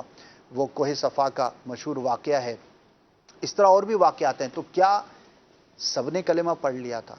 معجزات دیکھنے کے باوجود جو کفار تھے، جن کے تقدیر کے اندر ایمان نہیں تھا، انہوں نے کلمہ نہیں پڑھا، تو کیا پیارے آقا صلی اللہ علیہ وسلم نے نیکی کی دعوت دینا، دین کی دعوت دینا کیا ترک فرما دی تھی؟ ہرگز نہیں۔ تو یہ تو ایک اس کے مقدر کی بات ہے کہ وہ آپ کی بات کو قبول کرتا ہے یا نہیں کرتا۔ ہم یہ ذہن بنائیں کہ انشاءاللہ عز و جل ہمارا کام ہے نیکی کی دعوت دینا، اللہ پاک ہمیں اجر عطا فرمائے گا۔ اور اس کے لیے یہ بھی کوئی ضروری نہیں ہے کہ آپ کسی سٹیج پر کھڑے ہوں، مدنی چینل پر بیٹھے ہوں، جمعے کے اندر خطبہ دے رہے ہوں، آپ عالم ہیں، سامنے 150 لوگ ہیں، نہیں، انفرادی کوشش، ایک ایک کو نیکی کی دعوت دینا۔ آپ گھر کے اندر اپنے گھر کے بچوں کو بھی کہتے ہیں کہ بیٹا نماز پڑھو، تو یہ بھی نیکی کی دعوت، اور جو فضائل ہم سن رہے ہیں وہ آپ کو ملیں گے۔ آپ دوست کے ساتھ بیٹھے ہیں، آپ شاپ پر کام کرتے ہیں، بازار میں ہیں، کہیں پر بھی ہیں، کوئی ضروری نہیں ہوتا کہ 150 لوگ ہوں گے تو ہی آپ مبلغ کہلائیں گے یا نیکی کی دعوت دینے والے کہلائیں گے۔ اور انفرادی کوشش کا امپیکٹ جو ہے آپ ہمیشہ یاد رکھیے اجتماعی کوشش سے بہت زیادہ ہوتا ہے۔ یعنی ہم جیسے بیان کرتے ہیں نا، تو اس میں کسی نے سنا نہیں سنا، لیکن جب آپ کسی کو بٹھا کر، انداز اچھا ہونا چاہیے، آپ سمجھاتے ہیں، بات کرتے ہیں، تو اس کا امپیکٹ بہت زیادہ ہوتا ہے، کیونکہ آپ ڈائریکٹ اس شخص کے ساتھ بات کر رہے ہوتے ہیں کہ جو اس مسئلے میں مبتلا ہے، ڈائریکٹ آپ کی 1 to 1 بات ہو رہی ہے۔ انشاءاللہ عز و جل اس سے جو ہے وہ بہت زیادہ فائدہ ہوگا۔ سامنے والے کی عزت نفس کا خیال رکھتے ہوئے، اسے عزت دیتے ہوئے جی اگر اسے سمجھایا جائے جی تو میں نہیں سمجھتا کہ وہ منع کرتے۔ بالکل ہاں یہ کہ بعض اوقات اگر انداز جارحانہ ہے، یا ہم کوشش یہ کریں کہ یار جب 4-6 دوست بیٹھے ہوں گے نا، تب میں اس کو بتاؤں گا تو انہیں کیا غلطی کی تھی۔ اصل میں یہ ایک ہوتا ہے دل کے اندر کہ یار دیکھو نہیں، 4 لوگوں کے سامنے میں نے اس کو سمجھایا اس کو۔ ہیں، اپنے آپ کو بڑا محسوس کرتے ہیں کہ یار جب تک کسی کے سامنے، اچھا پھر بعض اوقات اکیلے میں بھی کسی کو نیکی کی دعوت دیں گے تو دوسرے کو جا کے بتائیں گے کہ میں آج سمجھا تو کے میں نے آیا ہوں۔ اس کو جو نا ایسا سمجھا، اچھا وہ اس کے سامنے تذکرہ کر دے گا اور ہمارا جو ہے وہ حالانکہ یہ تو اس کی بہت- مثال تو ایسی ہے نا کہ جس برتن میں کچھ ڈالنا تھا اس میں پہلے سے آپ نے نیچے سوراخ کر دیا، جی اب ڈالتے رہیں تو وہ نیچے سے نکلتا ہی رہے گا۔ دور کر دیا نا آپ ہاں نے، نا، تو اس کی عزت نفس کا ہی عزت خیال نہیں نفس۔ رکھا۔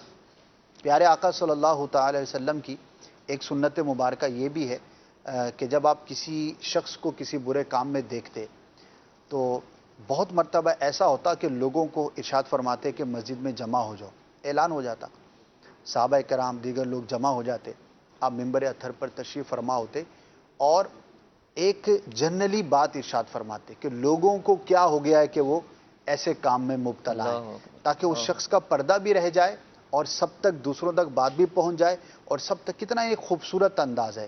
انشاءاللہ اس پر ہم مزید بات کریں گے کہ نیکی کی دعوت دیتے وقت ہمارا انداز کتنا میٹر کرتا ہے، اور وہ کون سی غلطیاں ہیں کہ جن کی بنا پر لوگ ہماری نہیں مانتے۔ لوگ تو مانتے، دیکھیں نا امیر علیہ سنت کی بھی تو لاکھوں لوگ مان ہی رہے نا، سبحان اسی اللہ، معاشرے کے لوگ ہیں، اسی محلے کے لوگ ہیں، اسی شہر کے لوگ ہیں، اسی گھر کے افراد ہیں جہاں پر میں اور آپ بھی رہتے ہیں۔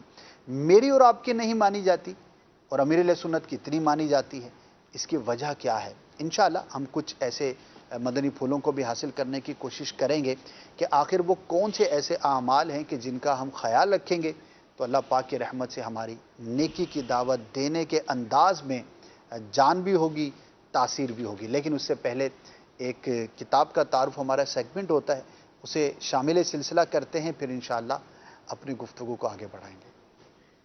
خوشبوئے رمضان، خوشبوئے رمضان،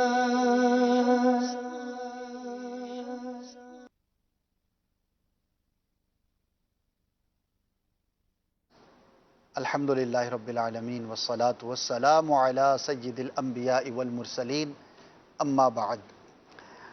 آج کی کتاب جو ہے وہ بڑی شاندار ہے اسلامی بھائیوں کے لیے، اسلامی بہنوں کے لیے۔ اس پر عمل تو نہیں کرنا لیکن وہ چاہیں تو اس پر عمل کروا سکتی ہیں۔ سنت ہے بڑی پیاری، لباس کا حصہ ہے، اور وہ ہے امامہ شریف. امامہ ایک مسلمان کے لباس کا حصہ ہونا چاہیے. اٹس ناٹ اونلی فار علماء. لوگ یہ سمجھتے ہیں کہ امامہ باندھنا صرف جب کوئی درس نظامی سے فارغ و تحصیل ہو جائے یا کوئی پیر صاحب ہیں, کوئی مذہبی شخصیت ہیں تو یہ ان کا کام ہے. ایسا نہیں, بلکہ پیارے آقا صلی اللہ تعالی علیہ وسلم کے زمانہ مبارکہ میں تمام ہی صحابہ کرام امامہ شریف باندھا کرتے تھے. اسی طرح آج بھی دنیا میں بے شمار مسلمان اس کو اپنے لباس کا حصہ بناتے ہیں. تو کیوں نہیں باندھتے؟ فضائل کا علم نہیں ہوتا. دیکھیے, لباس تو ہر ایک نے پہننا ہی ہوتا ہے. ہر شخص اپنے اعتبار سے اپنی پسند کے مطابق لباس اپناتا ہے. کیا خوب ہو کہ اگر ہم وہ لباس پہنیں کہ جس کا پہننا سنت مبارکہ ہو. کتاب ہے امامہ شریف کے فضائل, مکتبۃ المدینہ نے اس کو شائع کیا ہے, المدینۃ العلمیہ نے اس پر کام کیا ہے, اور 500 سے زیادہ اس کے صفحات ہیں, اور ہدیہ ہے صرف 175 روپے, 175 روپیز اونلی. اتنی شاندار کتاب آپ کو کہاں 175 روپے میں ملے گی. اور آپ کو میں بتاؤں کہ اس کے اندر مضامین کیا ہیں. دیکھیے, امامہ شریف جو آپ دیکھتے ہیں, الحمدللہ مبلغین دعوت اسلامی کو آپ نے پہنے ہوئے دیکھا ہوگا مدری چینل پر, یا ویسے بھی, اور علماء بھی پہنتے ہیں, لیکن عوام نہیں پہنتی. ایک تو وجہ یہ ہے کہ وہ شاید اپنے لیے اس کو سمجھتی نہیں ہے, یہ سمجھتی ہے تو ہمت نہیں کرتے, شرم محسوس کرتے ہیں. آپ اس کے فضائل پر جب آپ نظر کریں گے کہ امامہ باندھنے سے آپ کو کتنا ثواب ملتا ہے, تو انشاءاللہ پہننے کا ذہن بنے گا. تو اس کتاب کے اندر امامہ شریف پہننے کے فضائل منقول ہیں. اسی طرح پیارے آقا مدینے والے مصطفیٰ صلی اللہ تعالی علیہ وسلم کے امامہ شریف کے کلرز کون سے تھے, کتنے رنگ کے امامے پیارے آقا صلی اللہ تعالی علیہ وسلم نے زیب تن فرمائے, یہ بھی اس کے اندر تحریر ہے. اسی طرح ہمارے اسلاف میں دیگر جو اولیاء کرام وغیرہ گزرے ہیں, ان کے امامہ شریف کس طرز کے, کس طرح کے ہوا کرتے تھے, وہ بھی اس کے اندر تحریر ہے. امامے کا سائز کیا ہونا چاہیے؟ جی ہاں, چھوٹا ہونا چاہیے, بڑا ہونا چاہیے, بہت بڑا ہونا چاہیے, کتنا ہونا چاہیے, وہ بھی آپ کو اس کتاب میں ملے گا. اسی طرح امامہ شریف کے شملے کے مسائل, جو پیچھے ایک حصہ لٹکتا ہے کپڑے کا, اس کو شملہ بولتے ہیں. تو شملے کا سائز کیا ہونا چاہیے, اس کے کیا احکامات ہیں, یہ بھی آپ کو اس کے اندر ملے گا. امامہ شریف کے ساتھ نماز پڑھنے سے کتنا زیادہ ثواب ملتا ہے, وہ بھی آپ پڑھ سکیں گے. اور بھی انشاءاللہ امامہ شریف سے متعلق آپ کو بہت ساری معلومات اس کے اندر حاصل ہو جائیں گی. امیر اہل سنت دامت برکاتہم العالیہ نے امامہ شریف کی جو ترغیب اور تحریک سٹارٹ کی, آج نہ صرف بڑی عمر کے, ایک وقت تھا کہ صرف علماء یا بوڑھے لوگ امامہ شریف باندھا کرتے تھے, اور آج آپ کو دعوت اسلامی کی برکت سے نوجوان بلکہ بچے بچے امامہ سجاتے ہوئے نظر آتے ہیں. سب کچھ کیا ہے؟ یہ نیکی کی دعوت کی برکت ہے, اور دوسروں کو ترغیب دینے کا یہ صلہ ہے. اللہ پاک ہم سب کو بھی امامہ شریف پہننے کی سعادت عطا فرمائے, اور امامہ شریف پہنیے, سنت کی نیت سے پہنیں گے تو جب تک پہنے رہیں گے انشاءاللہ ثواب ملتا رہے گا. اس کتاب کو آپ حاصل کیجئے 175 روپے میں. اگر آپ مکتبۃ المدینہ تک رسائی نہیں رکھتے تو دعوت اسلامی .net ہماری ویب سائٹ کو وزٹ کیجئے.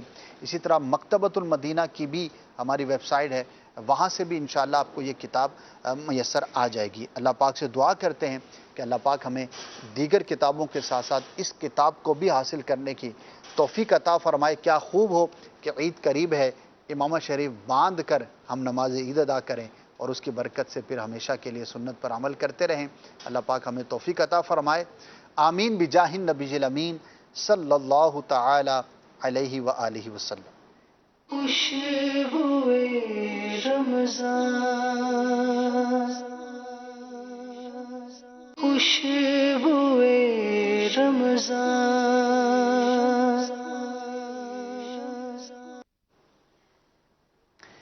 جی, ہم بات کر رہے تھے کہ نیکی کی دعوت کیسے پر اثر ہو سکتی ہے, یعنی کہ آخر وہ کون سی چیزیں ہیں کہ جن کا دھیان رکھنا اور لحاظ رکھنا ضروری ہے. علم کی بات ہوئی, خود عمل کرے یہ بات ہوئی. پھر ہم یہ بات کر رہے تھے کہ جس کو نیکی کی دعوت دینی ہے تو اس کی عزت نفس کا خیال رکھنا چاہیے, اور اچھے انداز پر نرمی کے ساتھ اس کو نیکی کی دعوت دینی چاہیے. مزید کیا ہے؟ فرماتے ہیں کہ جب کسی کو نیکی کی دعوت دی جائے تو مسکرا کے میٹھے انداز میں، پیار بھرے انداز میں اور بڑے ہی اچھے انداز میں، جیسے کہ باپ اپنے بڑے لاڈلے بیٹے کو سمجھاتا ہے نا، جی اس انداز میں آپ نیکی کی دعوت پہنچائیں.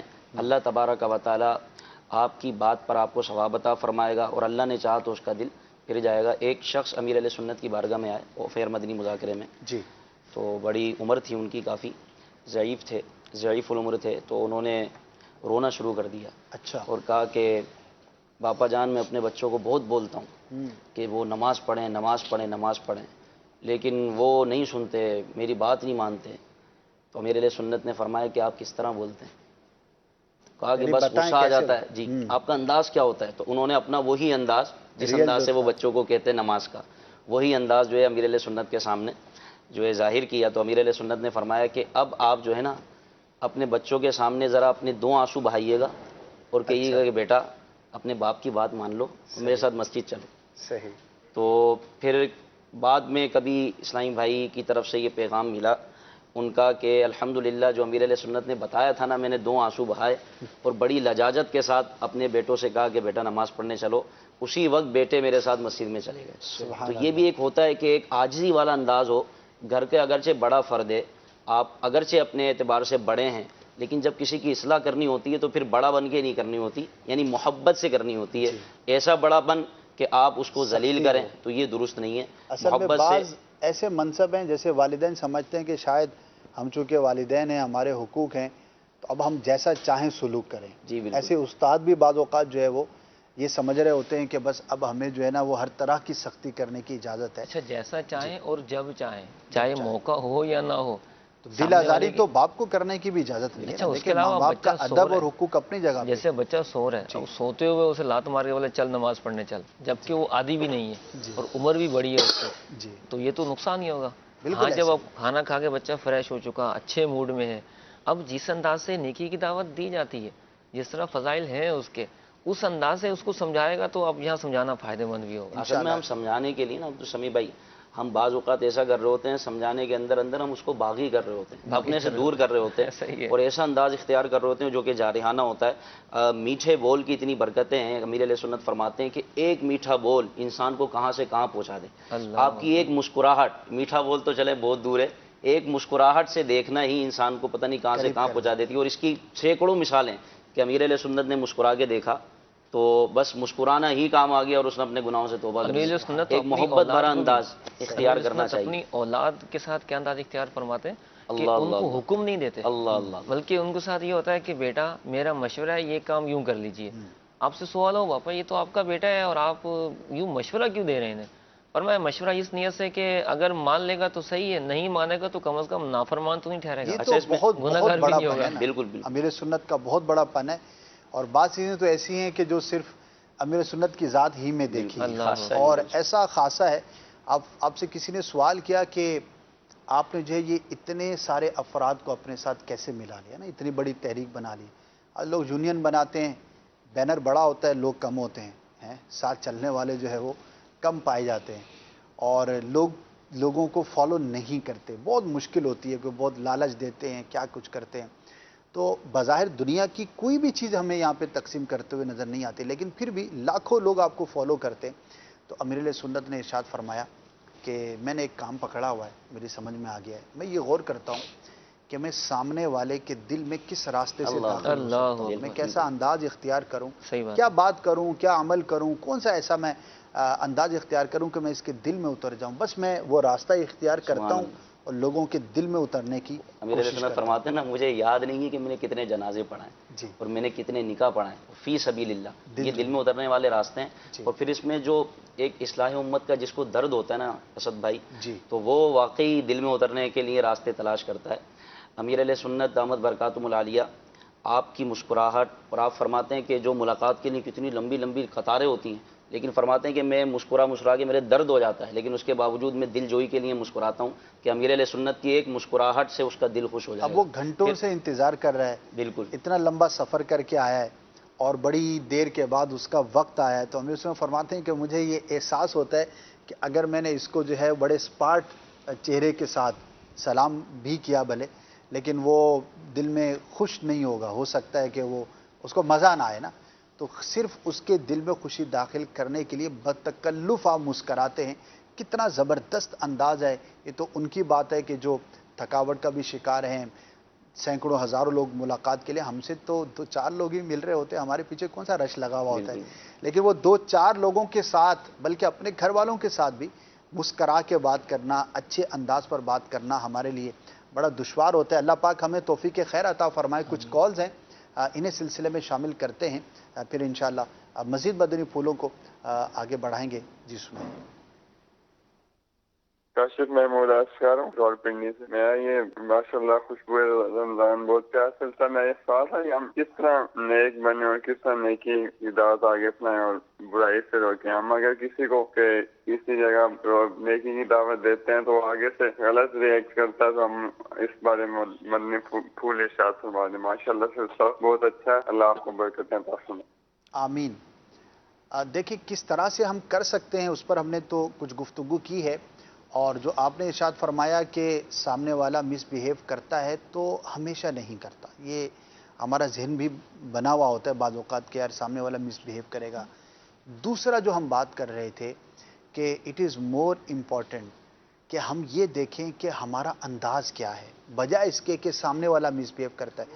اگر اب ہم سے پوچھیں, چونکہ مدنی ماحول میں ہم وابستہ ہیں اللہ کی رحمت سے, اور سینکڑوں ہزاروں کے ساتھ جو ہے وہ رابطہ رہتا ہے, تو ایسا نہیں ہے کہ ہر شخص کاٹنے کو دوڑتا ہے, بلکہ لوگ تو خوش ہوتے ہیں. آپ کسی کو کہیں گے اچھے انداز پر پیارے بھائی نماز کے لیے تشریف لے جائے, اگر وہ نہیں بھی جائے گا نا تو آپ کے ساتھ لڑے گا نہیں. ایسا کتنی مرتبہ, جو بھی ہمارے ناظرین ہیں, میں آپ سے سوال کرتا ہوں, ایسا کتنی مرتبہ ہوا کہ آپ نے کسی کو مسکرا کر اچھے انداز پر ڈانٹا نہیں, کہا کہ بھائی تلاوت قرآن کیا کریں اور وہ آپ سے لڑ پڑا ہو, یا آپ نے کہا ہو کہ پیارے بھائی نماز پڑھا کریں, وہ آپ کے ساتھ الجھ گیا ہو, یا آپ نے کسی کو کہا ہو کہ پیارے بھائی ماں باپ کا ادب کرنا بڑی فضیلت والی اچھی بات ہے. میں آپ کو ایک حدیث پاک سناتا ہوں ماں باپ کے ادب پر, اور وہ ناراض ہو گیا. ایسا نہیں ہوتا. اب آپ غور کریں کہ جب جب آپ کے ساتھ ایسا ہوا ہے, یا تو ہمارا لہجہ درست نہیں ہوگا, ٹھیک ہے, یا ہم نے سب کے سامنے اس کو سمجھایا ہوگا, یا ہم نے کوئی ایسا وقت چوز کیا ہوگا کہ جس وقت اس کو نیکی کی دعوت دینا حکمت کے خلاف ہے. مثال کے طور پر ایک شخص ہے, وہ کاؤنٹر پہ کھڑا ہوا ہے نا, اور رش لگا ہوا ہے بالکل, اور گاہک ہے. اب آپ اس کے بیچ میں جا کر اس کو نیکی کی دعوت دینا شروع کر دیں گے تو ہو سکتا ہے وہ آپ کو اچھا جو ہے نا وہ رسپونڈ نہ کرے. آپ کچھ کہہ رہے تھے. ایک اور بات بالخصوص اس وقت جب سامنے والا آپ کی بات نہ سن رہا ہو, یا آپ کو لگے کہ وہ مجھے اگنور کرنے کی کوشش کرتا ہے, تو مومن کا ہتھیار دعا ہے.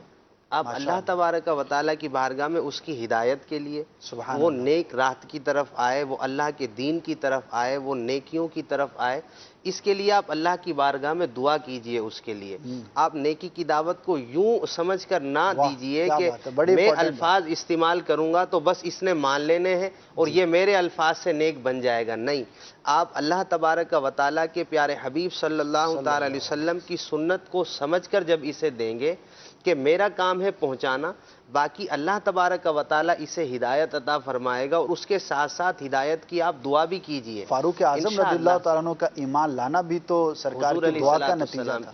جب پیارے آقا صلی اللہ تعالی علیہ وسلم پر بہت سے کفار نے ظلم کیے, آپ صلی اللہ تعالی علیہ وسلم کو متعدد تکالیف دی, طائف کا واقعہ سب کو معلوم ہے, تو پیارے آقا صلی اللہ تعالی علیہ وسلم نے دعا کی, ان کے حق میں دعا کی کہ یہ اگر مجھے نہیں سمجھتے تو کیا ہوا, ان کی اولادیں مجھے سمجھیں گی اور مجھ پر ایمان لائیں گی. اور ایسا ہوا. اس دعا کا اثر کیا ہوا کہ پھر ہم سب کے سامنے ہے کہ آج کس طرح دین اسلام ہمیں گھر پر مل رہا ہے. ماشاءاللہ, بڑی بنیادی بات ہے.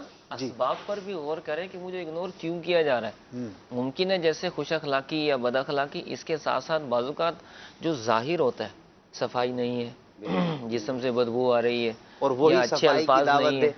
اچھا, وہی صفائی کی دعوت ایسا بندہ دے رہا ہو جس کے اپنے کپڑے صاف نہیں ہیں, یا مطلب وہ اس کا جو الفاظ کا چناؤ ہے وہ درست نہیں ہے, موقع مناسب مطلب وہ موقع کی مناسبت سے گفتگو نہیں کر رہا. اس طرح کی بہت ساری چیزیں, ان کو بھی لازمی دیکھے گا.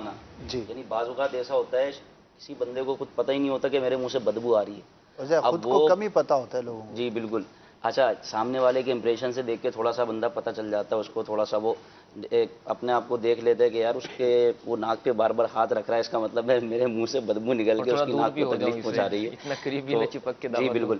تو اب اس میں تھوڑا دیکھ لے، غور کر لے، ایسا شخص کہ جس کے منہ سے بدبو آ رہی ہے اس کی بات کون سنے گا؟ اللہ اس کی بات کوئی سنے گا نہیں، اور اگر سنے گا بھی تو وہ اس کی توجہ اس کی بات پر نہیں ہوگی، اس کی اپنی ناک پر ہوگی۔ تو غور کر لے، اپنے آپ کو صفائی ستھرائی کا پیکر بنائے اور صبر کرنے والا ہو، یعنی مبلغ بطور خاص، ویسے تو ہر شخص ہی مبلغ ہے، بلغوا عنی ولو آیا کے تحت، لیکن بطور خاص جو واقعی مبلغ ہے، جس کا ایک منصب ہے، وہ صبر کرنے والا ہو۔ ایک بزرگ رحمۃ اللہ تعالی علیہ کے بارے میں آتا ہے، یعنی صبر کرنے سے کتنے اچھے نتائج برآمد ہوتے ہیں، نرمی اور حسن سلوک کے ساتھ وہ نیکی کی دعوت دے، اللہ ہم سب کو ایسا بنائے۔ تو وہ بزرگ رحمۃ اللہ تعالی علیہ ایک قبیلے کے پاس، جو کہ بڑا خون خار قبیلہ تھا اور جنگجو قبیلہ تھا، تو اس کے پاس وہ نیکی کی دعوت دینے گئے، تو انہوں نے اس قبیلے کے سردار نے ایک جملہ کہا، وہ جملہ ایسا جو کہ مطلب جوش دلا اور غضبناک دلانے والا تھا۔ تو کہا کہ پہلے آپ یہ بتائیں کہ آپ کی داڑھی اچھی ہے کہ میرے کتے کی دم اچھی ہے؟ اب یہ جملہ ایسا تھا کہ مطلب انسان کو بیٹھے سے کھڑا ہو جائے اور کاٹو تو خون نہیں، اس طرح کا جملہ۔ تو آپ نے بڑی ہی احسن انداز میں اس کا جواب دیا، اور بہت لاجواب اور اتنا پیارا جواب دیا کہ وہ لاجواب ہو گیا، اور کہا کہ اگر میں اپنے رب کا فرما بردار ہوں تو میری داڑھی اچھی ہے، اور اگر میں اپنے رب کی نافرمانی کرنے والا ہوں تو تمہارے کتے کی دم اچھی ہے۔ یہ جملہ اس کے یوں سمجھیں دل میں تاثیر کا تیر بن کر اترا، اور وہ کلمہ پڑھ کے مسلمان ہوا، اس کے پیچھے پورا قبیلہ کلمہ پڑھ کر مسلمان ہوا۔ مبلغ کو صابر ہونا اسی چاہیے۔ میں سے سلطان صلاح الدین ایوبی پیدا ہوئے تھے۔ سبحان اچھا اللہ۔ ماشاء اللہ، مزید جو ہے وہ مدنی پھول حاصل کریں گے انشاءاللہ۔ صبر ایک کی سوال ان بات کا اور بھی تھا، کیا؟ وہ یہ تھا کہ ہم نیک کیسے بنے؟ ہم نیک کیسے بنے؟ ہم نیک کیسے بنے؟ بنیادی بننے سی کا بات دل ہونا ہے چاہیے بس۔ کہ گناہوں سے بچنا اور نیک عمل کرنا، یہ ایک بنیادی چیز ہے، اور جذبہ ہونا چاہیے۔ امیر سنت فرماتے ہیں کہ میرے پاس بعض اوقات لوگ آتے اور یہ کہتے کہ دعا کرے میں نیک بن جاؤں، نیکیوں میں دل نہیں لگتا، روحانیت نہیں مل رہی۔ تو آپ فرماتے ہیں میں پوچھتا ہوں کہ گھر میں ٹی وی ہے؟ جی وہ تو ہے۔ اب اس کے اوپر فلمیں ڈرامے بھی چلتے ہوں گے، سب چیزیں، بے پردگی کے معاملات سب، تو بھائی پھر آپ کیسے روحانیت کا سوال کر رہے ہو کہ جب بد نگاہی سے آپ اپنے آپ کو نہیں بچا رہے؟ تو بعض اوقات کیا ہوتا ہے کہ ہم چاہتے ہیں کہ پانی کے اندر بھی رہیں اور گیلے بھی نہ ہوں، ہیں کیچڑ کے اندر بھی چلیں اور چھینٹے بھی نہ پڑیں۔ تو اپنے آپ کو گناہوں سے بچانا یہ بہت اہم ہے۔ اب جس کی جیسی سچویشن، تو انشاءاللہ مایوس نہیں ہونا چاہیے، کوشش اپنی جاری رکھنی چاہیے، اور مدنی چینل پر آپ مختلف سلسلے دیکھتے ہیں، مختلف ٹاپکس پر شب و روز آپ کو نیکی کی دعوت پہنچتی رہتی ہے، اور ہمارے علم میں کم از کم یہ تو ہوتا ہے جو بنیادی گناہوں کے کام ہیں ہم اس سے اپنے آپ کو بچائیں، تو انشاءاللہ خود بخود ہم نیک بنتے چلے جائیں گے۔ مدنی انعامات کو اپنا لیں، نیک بننے کا ایک بہترین نسخہ، یعنی کہ اگر کسی کو سمجھ نہیں پڑتی کہ یار میں ایک باعمل مسلمان کیسے بنوں، ہے اور اس کو کچھ بھی ایسا چاہیے کہ بھئی مجھے آپ یہ 10 چیزیں بتا دیں کہ میں ان کو اگر اپنا لوں گا تو میں نیک بننے میں کامیاب ہو جاؤں گا، تو امیر علیہ سنت نے 72 اسلامی بھائیوں کے لیے، 63 اسلامی بہنوں کے لیے، طلبہ کے لیے 92 مدنی انعام، کویسچنر ہے، سوالات ہیں، کیا آپ نے یہ کیا، کیا آپ نے یہ نہیں کیا، اس طرح سے آپ اپنے آپ سے کرتے چلے جائیں، انشاءاللہ عز و جل خود بخود نیک بننے میں آپ کامیاب ہو جائیں گے۔ نیکسٹ کال سنائیے۔ نیک بنو، نیکی پھیلاؤ۔ اسد بھائی بہت پیارا موضوع ہے ماشاءاللہ، اور قرآن پاک میں اور احادیث مبارک میں نیکی کے حکم پر جو فضیلتیں ہیں ان میں سے ایک جو حدیث پاک ہے جس کا مفہوم ہے اس پر میں مدنی پھول چاہوں گا۔ پیارے آقا صلی اللہ علیہ وسلم نے ارشاد فرمایا کہ جب اللہ پاک کسی کی بھلائی چاہتا ہے تو اس کو خیر کے کاموں میں لگا دیتا ہے، اور مبارک ہے ان کو جو لوگوں کے لیے خیر کا سبب بنے، اور ہلاکت ہے ان کے لیے جو لوگوں کے لیے سبب گناہ یا ایسے معاملات میں بنے جو لوگوں کو گمراہی کی طرف لے جائیں۔ تو مدنی پھول عطا فرمائیے کہ ایک مسلمان مومن جو ہے وہ اس کو کیسا ہونا چاہیے، ایک تو یہ عرض کرنی تھی، اور دوسرا یہ عرض کرنی کی کہ نیک بننے کے جو نسخہ ہے وہ کون سا ہے کہ جس پر عمل پیرا ہو کر ہم اس نیکی کا حکم کرنے اور بھلائی سے منع کرنے کی اس وصف کو پالیں، اس برکت کو پالیں جو اللہ پاک نے خاص رکھی ہے۔ ماشاءاللہ، ایک تو آپ نے خود ہی روایت جو ہے وہ بیان فرمائی ہے، اس میں بھی رہنمائی موجود ہے۔ باقی مدنی انعامات کا میں نے عرض کیا ہے، فی زمانہ بڑا ہی آسان طریقہ یہ بھی اپنایا جا سکتا ہے، اور بھی ہم نے مدنی پھول شیئر کیے ہیں۔ اللہ پاک ہم سب کو توفیق خیر عطا فرمائے۔ اس میں ہمت یہ بھی بڑی امپورٹنٹ ہوتی ہے، یعنی کہ نیک بننے کے لیے آپ کو ہمت چاہیے ہوتی ہے. جس طرح سے نیک کام کرنے کے لیے ہمت چاہیے ہوتی ہے، اسی طرح گناہوں سے بچنے کے لیے بھی ہمت چاہیے ہوتی ہے. تو بعض اوقات ہم ہمت ہار جاتے ہیں. ہمت نہیں ہارنی چاہیے. مثال ہے، میں نیک بننا چاہتا ہوں، کوئی نیک عمل کرنا چاہتا ہوں، یا گناہ سے میں اپنے آپ کو بچانا چاہتا ہوں، اور کچھ عرصہ ایسا گزرا کہ میں وہ کرنے میں کامیاب نہیں ہوا، تو اس کو چھوڑا نہ جائے، بلکہ آپ ہمت کے ساتھ اپنے عمل کو جاری رکھیں، کوشش کو جاری رکھیں. انشاءاللہ آپ کامیاب ہوں گے. کئی بزرگوں کے بارے میں ہم سنتے ہیں کہ آپ فرماتے ہیں کہ میں زبان کی حفاظت کے لیے 20 سال تک کوشش کرتا رہا. عاجزی بھی ہے اس کے اندر، لیکن یہ بھی تو ہے کہ انہوں نے ایک کام کے لیے 20 سال کوشش کی ہے. یہ نہیں کیا کہ 2 مہینے کام کیا، کوشش کی اور پھر اس کو ترک کر دیا. خلیفہ اول سیدنا ابوبکر صدیق کے بارے نیکی میں کے آتا ہے نا؟ معاملے میں، دین کے معاملے میں، نیک اعمال میں استقامت، یہ تو اللہ تبارک و تعالیٰ کو اور پیارے آقا صلی اللہ تعالی علیہ وسلم کو بڑی محبوب تھی. حضرت عائشہ رضی اللہ تعالی عنہا سے ایک حدیث مروی ہے، کہتی ہیں کان احب العمل الی رسول اللہ صلی اللہ تعالی علیہ وسلم الذی یدوم علیہ صاحبہ، کہ پیارے آقا صلی اللہ تعالی علیہ وسلم کو سب سے محبوب عمل وہ تھا جس پر وہ عمل کرنے والا ہمیشگی اختیار کرے. ایک اور جگہ آیا، نبی پاک صلی اللہ تعالی علیہ وسلم نے ارشاد فرمایا وَاعْلَمُوا أَن لَّن يُدْخِلَ أَحَدَكُمْ عَمَلُهُ الْجَنَّةَ، اے لوگو جان لو تمہیں تمہارے اعمال جنت میں نہیں داخل کریں گے، اللہ تبارک و تعالیٰ کی رحمت داخل کرے گی. وَإِنَّ أَحَبَّ الْأَعْمَالِ أَدْوَمُهَا إِلَى اللَّهِ وَإِنْ قَلَّ، کہ اللہ تبارک و تعالیٰ کو اعمال میں سب سے پسندیدہ عمل وہ ہے جو ہمیشہ کیا جائے اگرچہ تھوڑا سا ہو، مسلسل کیا جائے. تو نیک اعمال آپ مسلسل اپنائیں گے تو انشاءاللہ عز و جل ایک دن اس کی حلاوت، اس کی چاشنی دل میں اترے گی، اور جس دن یہ چاشنی آپ کے دل میں اتری آپ نیکی کے کاموں کی طرف آ جائیں گے. نیکی کے کاموں میں دل نہ لگنے کا ایک بہت بڑا سبب یہ ہوتا ہے کہ بسا اوقات ہم گناہ کا سبب بن رہے ہوتے ہیں. چونکہ گناہ کرنا یہ نیکی سے دور ہونا ہے. نیکی اور بدی ان کی مثالیں نور اور اندھیرے سے دی جاتی ہیں. جہاں نور ہوگا وہاں اندھیرا نہیں ہوگا، اور جہاں اندھیرا ہوگا وہاں نور نہیں ہوگا. لہٰذا جب بندہ گناہ کرے گا تو وہ نیکی سے دور ہوتا چلا جائے گا، اور جب نیکی کی طرف آئے گا تو گناہوں سے دور ہوتا چلا جائے گا. بسا اوقات ہم گناہوں میں تو مبتلا ہوتے ہیں، اس کے ساتھ ساتھ دوسروں کے لیے بھی گناہ کا ذریعہ بن رہے ہوتے ہیں. سوشل میڈیا بالکل عام ہے. بسا اوقات ہم اس سوشل میڈیا کے ذریعے سے اپنے ویور بڑھانے کے لیے، اپنے لائکس بڑھانے کے لیے، کمنٹس زیادہ آئیں، اس حوالے سے ہم بسا اوقات جھوٹ بول دیتے ہیں، بسا اوقات جھوٹی خبریں چلا دیتے ہیں، بسا اوقات کسی کی غیبت کر دیتے ہیں، بسا اوقات ہم ایک وہ بات کر دیتے ہیں جو پورے خاندان کو تباہ اور برباد کر دیتی ہے. پھر جب اسے لوگ سنتے ہیں، اسے دیکھتے ہیں، یا بسا اوقات ہم کسی ایک جو بہت بڑا دین کے اعتبار سے عالم ہے، دین کی تبلیغ بڑے اچھے انداز میں کر رہا ہے، اس کے خلاف ہم نازیبا الفاظ استعمال کرتے ہیں، اس کی برائی کرتے ہیں، تو پھر ایک تو یہ کہ ہم خود نیکی کے راستے سے دور ہوئے، دوسرا یہ کہ ہم نے جو دوسرے کو گناہ میں مبتلا کیا، ان سب کا وبال جب اپنے اوپر آتا ہے تو دل سیاہ سے سیاہ ہوتا چلا جاتا ہے. اب بندہ یہ سمجھتا ہے کہ یار میں تو نیکی کا کام کرنا چاہتا ہوں، نیکی کرنا چاہتا ہوں، لیکن ہو نہیں رہی. لیکن وہ جو یہ گناہ کا سبب لوگوں کے لیے جو بن رہا ہے، یہ بہت بڑا سبب ہے اس کا نیکی کے راستے سے دور ہونا. بڑا امپورٹنٹ ہے یہ.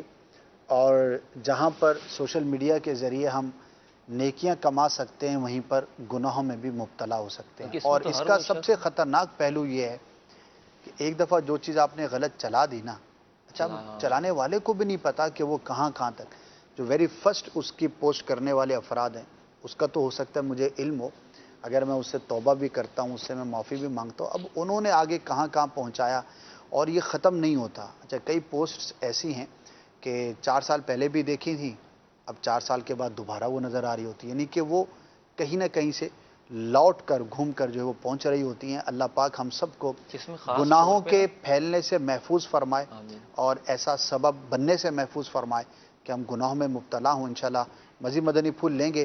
اس وقت ایک وقت ہوا ہے سیگمنٹ کا، اسے شامل کر لیتے ہیں، پھر انشاءاللہ اسی ٹاپک کو مزید کنٹینیو کریں گے. اور یہ ہمارا سیگمنٹ ہے حکایات مثنوی شریف، مثنوی مولانا روم رحمۃ اللہ تعالی علیہ سے کوئی ایک حکایت ہم سنتے ہیں اور اسے حاصل ہونے والا درس۔ خوشبوئے رمضان، مدنی چینل کے ناظرین، الحمدللہ سلسلہ خوشبو رمضان بڑی آب و تاب کے ساتھ جاری و ساری ہے۔ اس کا ایک سیگمنٹ ہوتا ہے حکایت مثنوی، جس میں ہم روز آپ کو ایک حکایت بیان کرتے ہیں۔ آج بھی بہت پیاری حکایت لے کر آپ کے گوش گزار کرنے کی نیت ہے۔ اللہ تعالی ہمیں یہ حکایت توجہ سے سننے اور اس سے حاصل ہونے والے مدنی پھول کو اپنے دل کے مدنی گلدستے میں سجانے کی توفیق عطا فرمائے۔ ایک شخص جو کہ ایران کا رہنے والا تھا، بہت بڑا تاجر تھا، بزنس مین تھا، کاروباری شخصیت تھا، وہ اس کا آنا ہوا سرزمین ہند میں، اور وہاں اس نے تجارت کی۔ تجارت کرتے کرتے اس کی نظر پڑی ایک طوطے پر، جو کہ بڑی خوش آواز والا، اچھی آواز والا، سریلی آواز والا اور بہت ہی دل کو خوش کرنے والا طوطا، اس انداز میں گفتگو کرنے والا۔ اس نے اس طوطے کو خرید لیا اور طوطے کو خرید کے اپنے گھر لے کر آ گیا۔ اب وہ طوطا پنجرے میں قید بڑے سریلی نغمے سناتا، سریلی آواز نکالتا اور گھر والوں کا دل خوش کرتا۔ پھر کئی سالوں کے بعد دوبارہ اس تاجر کو تجارت کے لیے اسی ملک میں جانے کا اتفاق ہوا۔ جب وہ گھر سے جانے لگا تو اس نے سب سے گھر والوں سے پوچھا کہ میں تمہارے لیے واپسی پر کیا لاؤں، جیسا کہ ہم لوگ بھی پوچھتے ہیں اگر کسی دوسرے شہر جاتے ہیں تو وہاں سے کچھ سوغات، کچھ اس طرح کی چیزیں گھر والوں کے لیے لے کر آتے ہیں۔ تو اس نے کہا کہ میں تمہارے لیے کیا لاؤں، سب گھر والوں سے اس نے پوچھا۔ اب چونکہ طوطا بھی بولنے والا تھا، طوطا گفتگو بھی کرتا ہے، بولتا ہے، تو اس سے پہلے اس کو سکھانا پڑتا ہے۔ تو بہرحال اب اس تاجر نے اس طوطے سے بھی پوچھا کہ مٹھو میاں آپ بھی بتائیں آپ کے لیے کیا لاؤں۔ تو اس طوطے نے کہا کہ جب تمہارا اس جگہ جانا ہو جہاں سے تم مجھے لے کر آئے تھے، تو اسی کے پاس ایک جزیرہ ہے جہاں پر بڑے ہی خوشنما پھول ہیں، باغات ہیں، باغیچہ ہے، وہاں پر میرے ساتھی موجود ہیں۔ بس ان مٹھوؤں سے، ان طوطوں سے کہنا کہ تمہارا ایک ساتھی میری قید میں ہے، تمہارے غم اور تمہاری جدائی، تمہارے فراق میں تڑپتا ہے، اس کا دل بے قرار رہتا ہے، تمہیں یاد کرتا رہتا ہے، اور وہ یہ کہتا ہے کہ مجھے بھی اس قید سے آزادی کی کوئی تجویز بتاؤ، میں کس طرح اس قید سے آزاد ہوں۔ اس تاجر نے اس کی بات کو سنا اور کہا کہ ٹھیک ہے، میں تمہارا پیغام تمہارے دوستوں تک، تمہارے دیگر طوطوں تک پہنچا دوں گا۔ اس نے آ کر تجارت کی اور پھر اس جزیرے پر گیا جہاں سے یہ اس طوطے کو لے کر آیا تھا، یا اس طوطے کا جہاں رہنا سہنا تھا۔ وہاں پر بہت سارے طوطے تھے۔ اس نے جا کر طوطوں سے کہا کہ تمہارا ایک ساتھی ہے، تمہارا ایک طوطا ہے جو کہ تمہارے ساتھ رہتا تھا، وہ میرے پاس میری قید میں، میرے پنجرے میں ہے، ہمیں خوش کرتا ہے، گھر والے اس سے بڑے خوش ہیں۔ اس نے تمہیں سلام کہا ہے اور یہ کہا ہے کہ میرا دل بے قرار رہتا ہے اور چاہتا ہے کہ میں قید سے آزاد ہوں اور میں تمہارے ساتھ اڑوں اور خوشنما پھولوں میں، باغوں میں اور اس طرح کے چیزوں میں تمہارے ساتھ زندگی بسر کروں، لیکن میں ایک پنجرے میں قید اپنی زندگی گزار رہا ہوں، میرے لیے کوئی تجویز بتاؤ کہ میں اس قید سے نجات پاؤں۔ تو ایک طوطا بڑی توجہ کے ساتھ اس تاجر کی بات کو سن رہا ہوتا ہے۔ اچانک جب وہ تاجر کی اس بات کو سنتا ہے کہ وہ بے قرار ہے اور یہ کہتا ہے کہ مجھے بھی قید سے نجات کی کوئی صورت بتاؤ، مجھے کوئی مشورہ دو کہ میں اس قید سے کیسے نجات ہوں، کیسے نجات پاؤں، کیسے آزاد ہوں۔ تو اب جیسے ہی وہ طوطا اس کی بات سنتا ہے تو اچانک وہ طوطا زمین پر گرتا ہے اور اس کی حرکت بند ہو جاتی ہے، یہاں تک کہ تاجر اس کے پاس آتا ہے۔ تو اب تاجر جب اس کو دیکھتا ہے تو وہ طوطا مر چکا ہوتا ہے۔ تاجر بڑا غمگین ہوتا ہے کہ میں نے اس کے دوست کی یہ کیفیت بتائی جس کو سن کر اس پر ایک رکت طاری ہوئی، یہ گرا اور گر کر مر گیا۔ اس کو بڑا صدمہ ہوتا ہے۔ اسی صدمے کے ساتھ اس جگہ سے وہ واپس لوٹتا ہے، پھر اپنے گھر آتا ہے اور سب کو ان کی مطلوبہ چیز جو گھر والوں نے منگوائی تھی وہ دیتا ہے۔ پھر مٹھو صاحب کے ساتھ اور طوطے کے سامنے آتا ہے اور کہتا ہے کہ آپ کے لیے میں یہ چیز لے کر آیا ہوں۔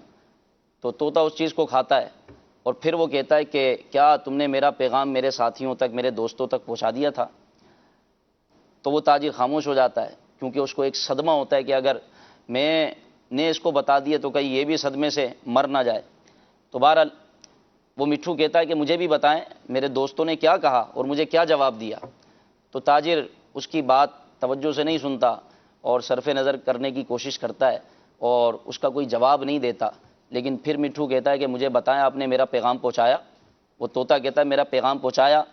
تو تاجر ایک ٹھنڈی سانس لیتا ہے اور پھر سارا واقعہ اس کو بتاتا ہے کہ جب میں نے تمہارا پیغام ان کو پہنچایا تو ان میں سے ایک طوطا ایک شاخ سے نیچے گرا، وہ گر کے مر گیا، اور وہ تمہارے غم کو سہ نہ سکا، تمہاری جدائی کو سہ نہ سکا، تمہیں یاد کر کے اس کا انتقال ہو گیا، وہ مر گیا۔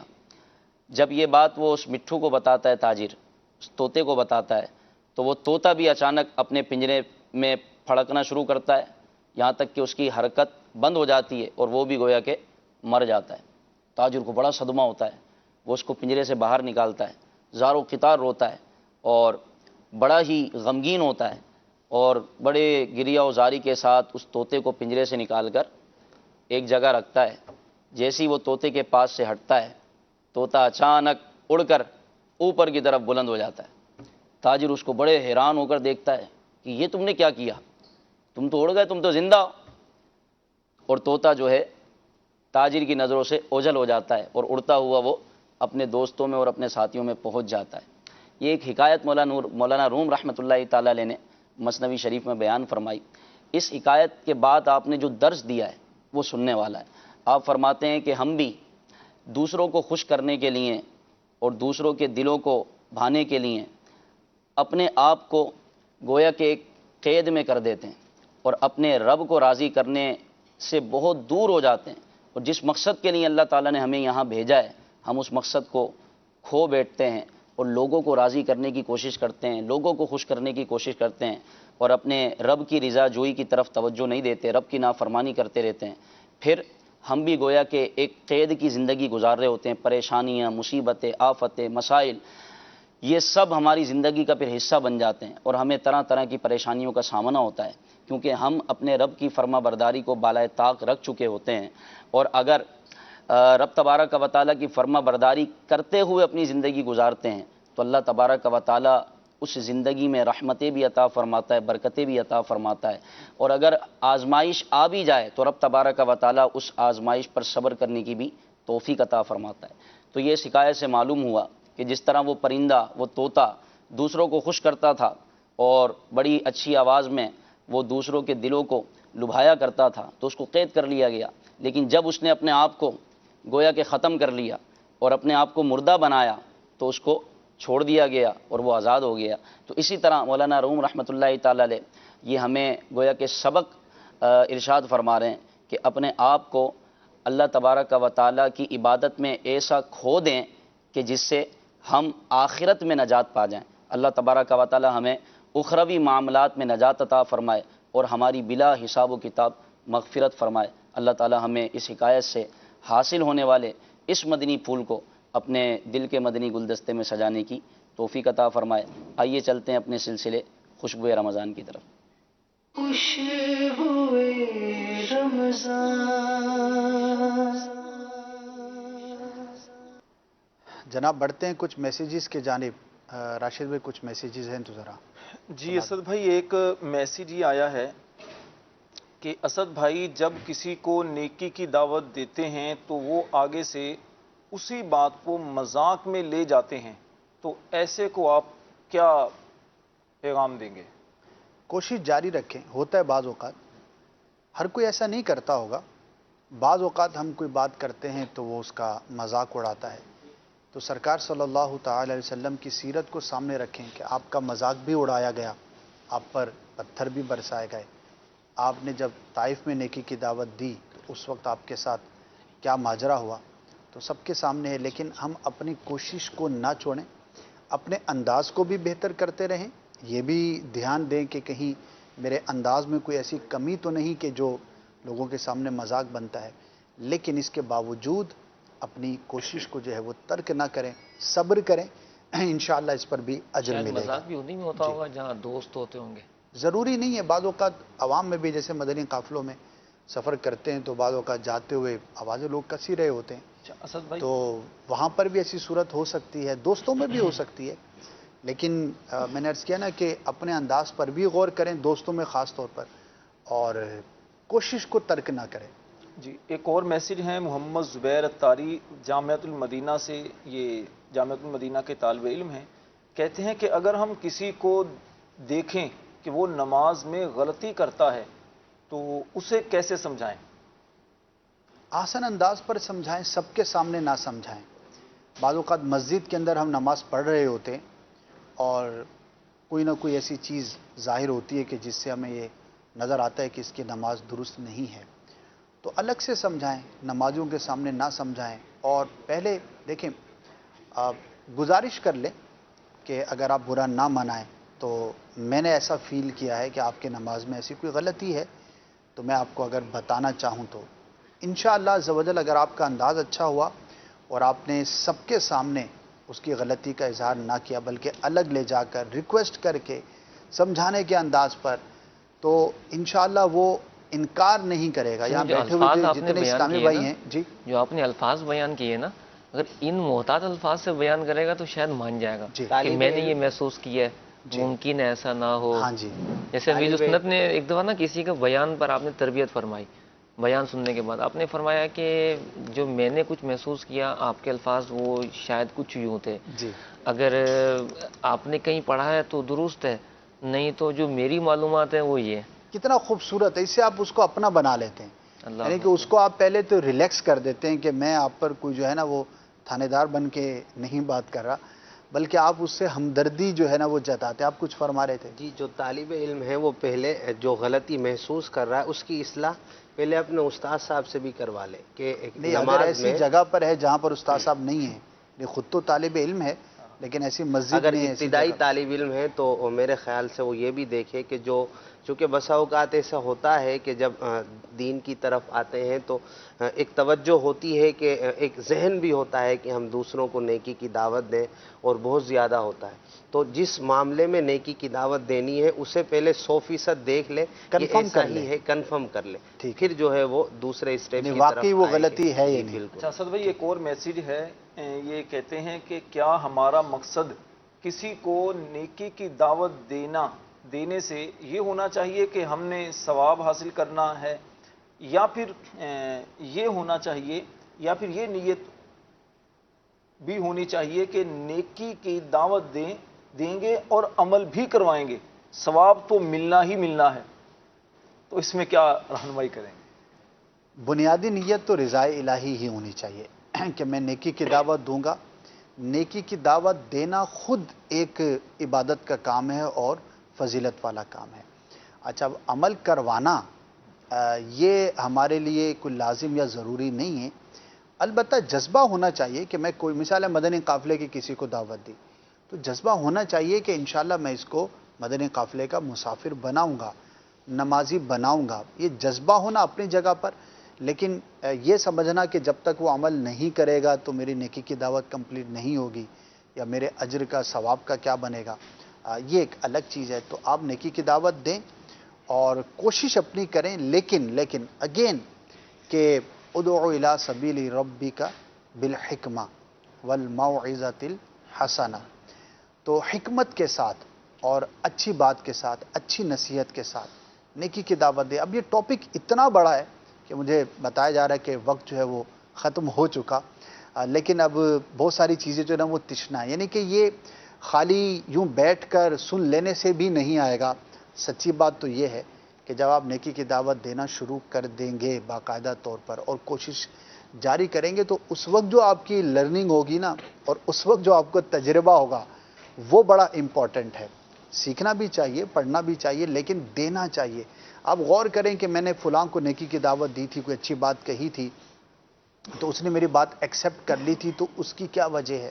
اسی طرح تجربات کی بھٹی سے جب آپ گزرتے رہیں گے تو انشاءاللہ مزید میچور ہوتے رہیں گے. لیکن اگین وہی بات ہے کہ تسلسل کے ساتھ مسلسل شب و روز جیسا موقع ملے ہم نیکی کی دعوت دیں گے تو انشاءاللہ ہم سیکھتے بھی رہیں گے. اور میسیج ہے تو شامل کر اور لیں. دعائیہ کسی نے میسج کیا ہے کہ ماشاءاللہ سلسلہ بہت اچھا ہے، اللہ آپ لوگوں کو سلامت رکھے، آمین. دعا کا طالب سید رضوان علی. آمین. جزاک اللہ خیر، آپ نے دعاؤں سے نوازا. اختتام پر ایک مختصر مدنی پھول میں چاہوں گا کہ آپ شامل کر لیں. پھر ایک مدنی گلدستہ بھی ہے اور آج چونکہ پیر شریف ہے تو خوابوں کی تعبیر کا بھی ہمارا سلسلہ ہوتا ہے، تو مختصر آخر میں ایک مدنی پھول. نیکی کی دعوت دینا یہ بہت ہی اہم عبادت ہے، یہ بھی عبادت ہے، اور یہ ایسی عبادت ہے کہ یہ صدقہ جاریہ بن سکتی ہے. اور جو نیکی کی دعوت نہیں دیتے ان کے لیے یہ وعید ہے، یعنی سامنے برائی ہوتے ہوئے دیکھ رہے ہیں اور یہ قادر ہیں اس بات پر کہ اس کو ختم کر سکتے ہیں احسن انداز میں، لیکن اس کے باوجود نہیں کرتے تو سخت وعید ہے. پیارے آقا صلی اللہ تعالیٰ علیہ وسلم نے ارشاد فرمایا، اللہ رب العزت کی قسم جس کے قبضے قدرت میں میری جان ہے، یا تو تم نیکی کی دعوت دو گے یا برائی سے منع کرو گے، یا پھر اگر ایسا نہ کرو گے تو اللہ تبارک و تعالیٰ تم پر اپنی طرف سے عذاب بھیجے گا، پھر تم جو دعا کرو گے اللہ تمہاری دعاؤں کو قبول نہیں کرے گا. تو دعا کی قبولیت کا نہ ہونا شاید اس وجہ سے تو نہیں ہے کہ ہم نے نیکی کی دعوت دینا چھوڑ دیا. جناب خود بھی نیکی کیجئے اور دوسروں کے لیے بھی نیکی کے اسباب پیدا کیجئے، نہ خود گناہ کیجئے اور نہ دوسروں کے لیے گناہ کا ذریعہ بنیے. سبحان اللہ، سبحان اللہ. اچھائی پھیلانے والے بنے ہم، برائی پھیلانے کا سبب نہ بنے. جس طرح ہم دعا کرتے ہیں نا مال کمانے کے لیے اور بینک بیلنس کے لیے، ایسے ہی اپنے لیے دعا کریں کہ یا اللہ تو مجھے نیک بنا دے.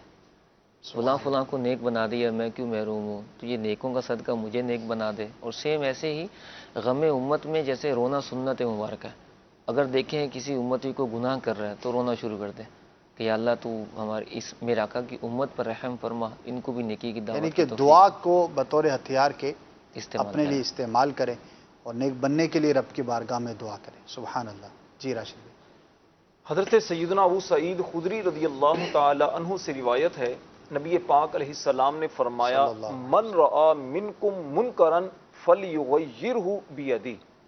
فرمایا تم میں سے جو برائی دیکھے اور برائی کو دور کرنے پر وہ قادر ہو، اسے چاہیے کہ اپنے ہاتھ سے بدل دے. فإن لم یستطع فبلسانی، اور اگر وہ ہاتھ سے اس برائی کو بدلنے پر قادر نہیں تو پھر اپنی زبان سے ہی اس برائی کو بدلنے کی کوشش کرے. فإن لم یستطع فبلسانی، اور اگر وہ اپنے ہاتھ سے بھی فإن لم یستطع فبقلبہ، اور اگر ہاتھ سے بھی برائی کو یا زبان سے برائی کو بدلنے پر قادر نہیں تو پھر اپنے دل میں اسے برا جانے. فرمایا وذالک اضعف الایمان، لیکن یہ کمزور درجے کا ایمان ہے. اب ہمیں یہ دیکھ لینا چاہیے کہ جو برائی ہمارے سامنے ہو رہی ہے ہم اس برائی کو کس طرح دور کر سکتے ہیں. باپ سختی کے ساتھ اپنے بچوں سے برائی کو دور کر سکتا ہے، استاد دور کر سکتا ہے، شوہر بیوی سے برائی کو دور کر سکتا ہے، لیکن معاشرے کے اندر کئی جگہ ایسی ہیں کہ ہم جہاں پر ہاتھ سے برائی کو دور نہیں کر سکتے، زبان سے کر سکتے ہیں. زبان سے نہیں کر سکتے تو کم از کم دل میں تو اسے برا جانے. اب آپ دل میں بھی برا نہیں جانتے تو پھر دیکھ لیجئے کہ آپ کا ایمان کس قدر کمزور درجے کا ہے. آپ کتنے یعنی کہ کمزور ایمان والے قرار پائیں گے. اللہ پاک ہم سب کو توفیق خیر عطا فرمائے. دعا بھی کرتے ہیں کہ اللہ پاک ہمیں نیک بننے کی توفیق عطا فرمائے اور دوسروں کو نیکی کی دعوت دینے والا بنائے. ہماری زبانوں میں تاثیر بھی عطا فرمائے اور ہم جس کو نیکی کی دعوت پیش کریں اسے قبول حق کا جذبہ عطا فرمائے. جزاکم اللہ خیرہ. آپ سب تشریف لائے مدنی پھول ارشاد فرمائے. اب بڑھتے ہیں نیکسٹ سیگمنٹ کی جانب اور وہ ہے سب سے پہلے. اور آج کا ٹاپک ہے سب سے پہلے کون سی مسجد تعمیر کی گئی. انٹرسٹنگ بھی ہوگا، معلومات میں اضافہ ہوگا. اور اس سیگمنٹ کے بعد انشاءاللہ آپ نے جو کالز کیے ہیں، میسیجز کیے ہیں تو خوابوں کی تعبیر کے حوالے سے انہیں شامل کریں گے. اس وقت سب سے پہلے خوشبوئے رمضان. سرور عالم نور مجسم شاہ عرب و عجم صلی اللہ علیہ وسلم نے 40 سال کی عمر میں اعلان نبوت فرمایا. 13 سال تک آپ نے مکے میں تبلیغ کی، لوگوں کو اسلام کی دعوت دی. 13 سال کے بعد جب آپ کی عمر مبارک 53 سال ہو گئی تو اللہ تبارک و تعالیٰ کے حکم سے نبی پاک علیہ السلام نے مکے سے مدینہ کی طرف ہجرت فرمائی. مدینہ شریف میں پہنچنے سے پہلے ایک مقام آتا ہے، مقام قبا. آقا دو جہاں صلی اللہ علیہ وسلم اس مقام پر رکے. حضرت ابوبکر صدیق رضی اللہ تعالی عنہ بھی آپ کے ساتھ ہیں. وہاں پر سے کلثوم بن ہدم انصاری رضی اللہ تعالی عنہ، یہ خاندان کے سردار تھے. ان کی ایک زمین تھی جہاں پر ان کے خاندان کے افراد کھجوریں سکایا کرتے تھے. نبی پاک علیہ السلام نے اس زمین کو پسند فرمایا. انہوں نے وہ زمین آقا دو جہاں صلی اللہ علیہ وسلم کی بارگاہ میں پیش کر دی. نبی پاک صلی اللہ علیہ وسلم نے اس زمین پر پہلی مسجد تعمیر کی. جی ہاں، یہ اسلام کی سب سے پہلی مسجد ہے جو نبی پاک علیہ السلام نے اپنے مبارک ہاتھوں سے تعمیر فرمائی. اس کی تعمیر میں حضور سید عالم صلی اللہ علیہ وسلم خود اپنے ہاتھ مبارک سے پتھر اٹھا کر لاتے، گارا لیتے. صحابہ کرام عرض کرتے یا رسول اللہ صلی اللہ علیہ وسلم ہمیں شرف کا موقع دیجئے، ہمیں خدمت کا موقع دیجئے. نبی پاک علیہ السلام وہ پتھر ان کو دے دیتے، پھر دوسرا پتھر اٹھا لیتے، اور اس طرح اس مسجد کی تعمیر کی گئی.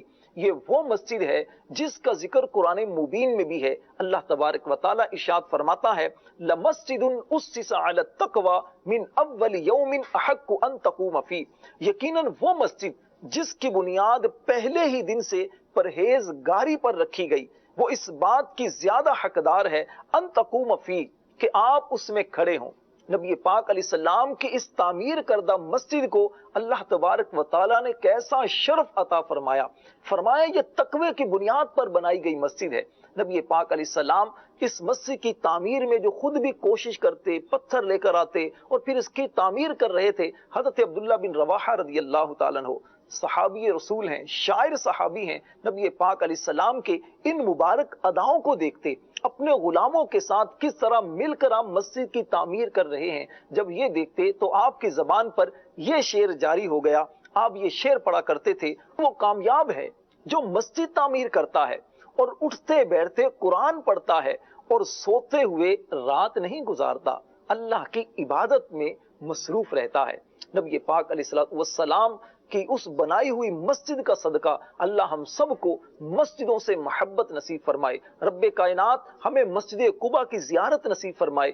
مسجد قباء میں حاضر ہو کر نوافل پڑھنے کی، نمازیں پڑھنے کی اللہ تعالی ہم سب کو توفیق عطا فرمائے. آمین بجاہ النبی الامین صلی اللہ تعالی علیہ وسلم. خوش ہوئے رمضان.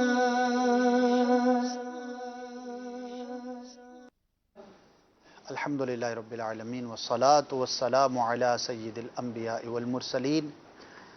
اما بعد فاعوذ باللہ من الشیطان الرجیم. بسم اللہ الرحمن الرحیم.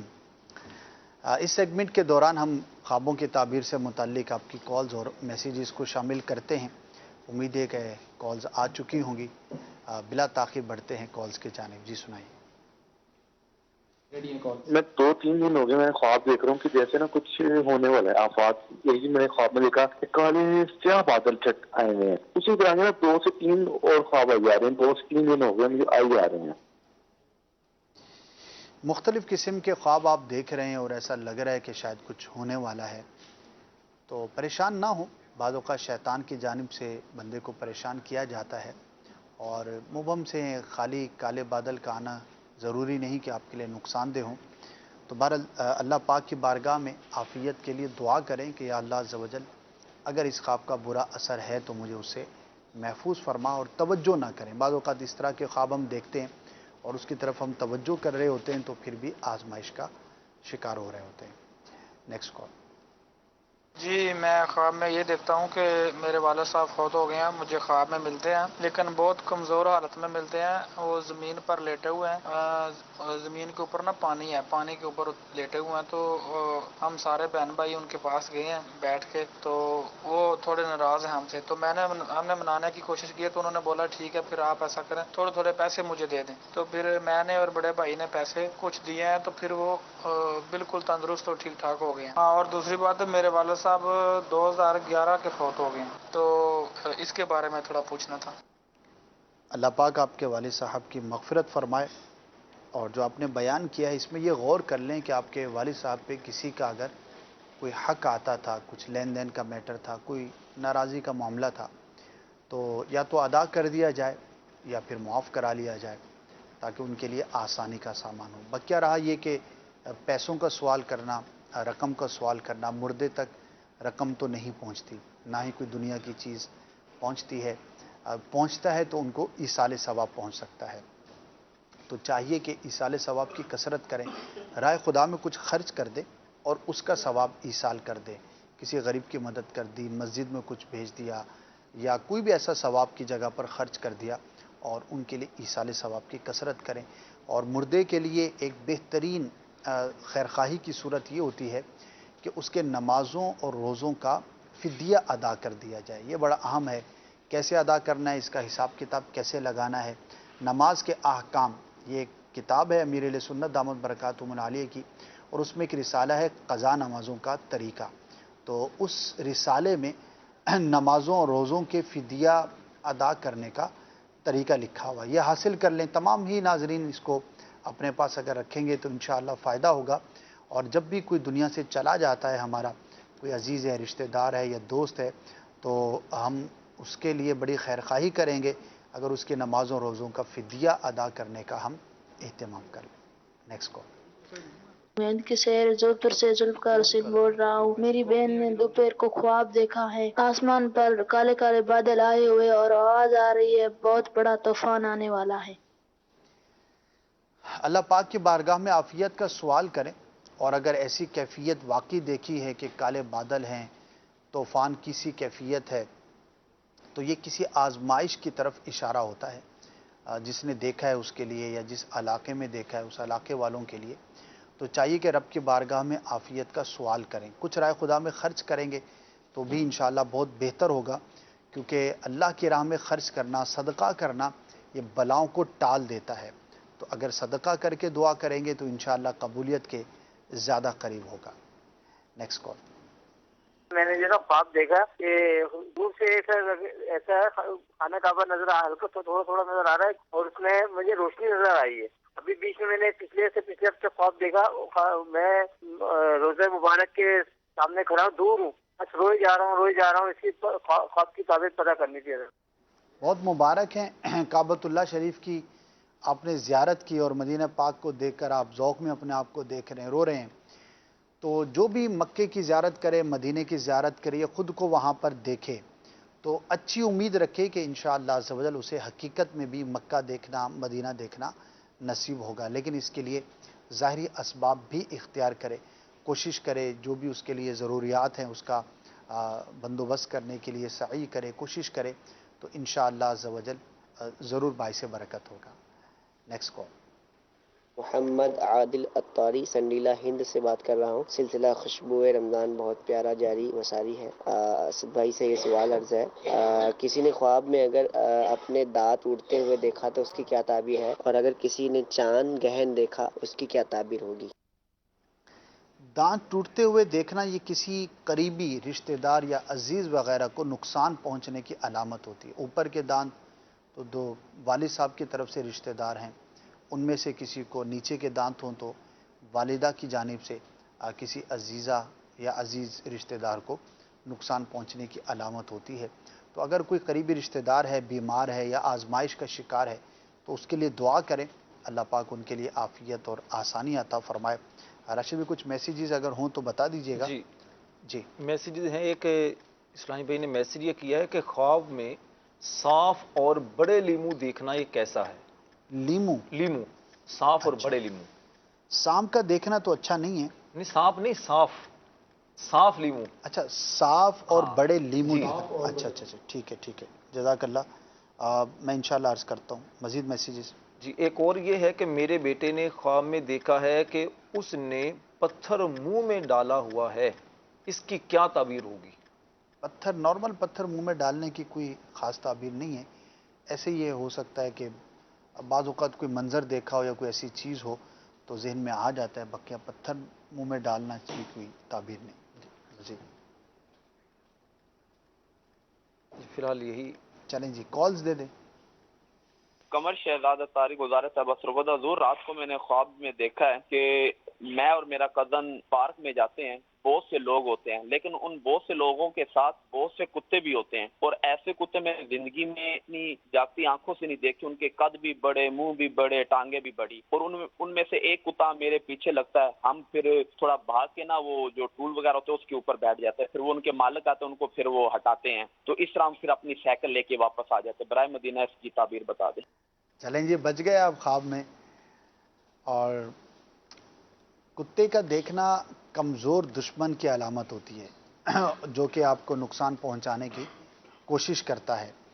تو اس کے دو طریقے ہوتے ہیں. ایک تو اللہ کے بارگاہ میں دعا کریں کہ اللہ تبارک و تعالیٰ، کیونکہ ہم بعض اوقات جانتے نہیں ہوتے کہ ہمارا کون دشمن ہے، کون ہمارا بدخواہ ہے، ہمارے ساتھ اچھا سلوک نہیں کرنا چاہتا، تو اس سے حفاظت کے لیے دعا بھی کریں اور ظاہری اسباب پر بھی غور کریں. آپ کے اطراف میں جو لوگ ہیں جن کے ساتھ آپ کا تعلق رہتا ہے، اٹھنا بیٹھنا رہتا ہے، آپ کے معاملات ہیں، تو غور کریں کہیں اس میں اگر کوئی ایسا شخص ہے تو احتیاط سے کام لیں. اچھی صحبت بھی اختیار کرنا بڑا امپورٹنٹ ہوتا ہے. اب بری صحبت میں ہم رہتے ہیں تو بعض اوقات وہی برے دوست ہمارے لیے نقصان کا بھی باعث ہوتے ہیں. لیکن اچھی چیز یہ ہے، اچھا پہلو یہ ہے کہ کتے نے آپ کو کاٹا نہیں، آپ محفوظ رہے، کسی بلند جگہ پر اسٹول وغیرہ پر آپ چڑھنے میں کامیاب ہو گئے، تو یہ ایک اچھی فعال ہے. انشاءاللہ مزید کالز اور میسیجز کو بھی شامل کریں گے، لیکن آپ کے لیے معلومات کے اضافے کے لیے ایک مدنی گلدستہ بھی ہم ہر سلسلے میں شامل کرتے ہیں تاکہ ناظرین کو جو ہے وہ معلومات بھی پہنچ سکیں. تو آج کا جو مدنی گلدستہ ہم نے شامل کرنا ہے اس کا ٹاپک ہے اپنے آپ کو بیمار ہوتے ہوئے دیکھنا کیسا. ہو سکتا ہے کہ ناظرین نے اس طرح کا خواب دیکھا ہو یا آئندہ دیکھیں. تو بیماری ظاہر ہے کہ ایک ایسا عمل ہے جس سے بندہ گزرتا رہتا ہے، تو اپنے آپ کو خواب میں بیمار دیکھنا کیسا، اس کے مختلف پہلوؤں پر انشاءاللہ آپ کو معلومات دی جائیں گی. آئیے مدنی گلدستہ دیکھتے ہیں، پھر مزید کالز اور میسیجز کو شامل کریں گے. جی دکھائیے. خوشبوئے رمضان.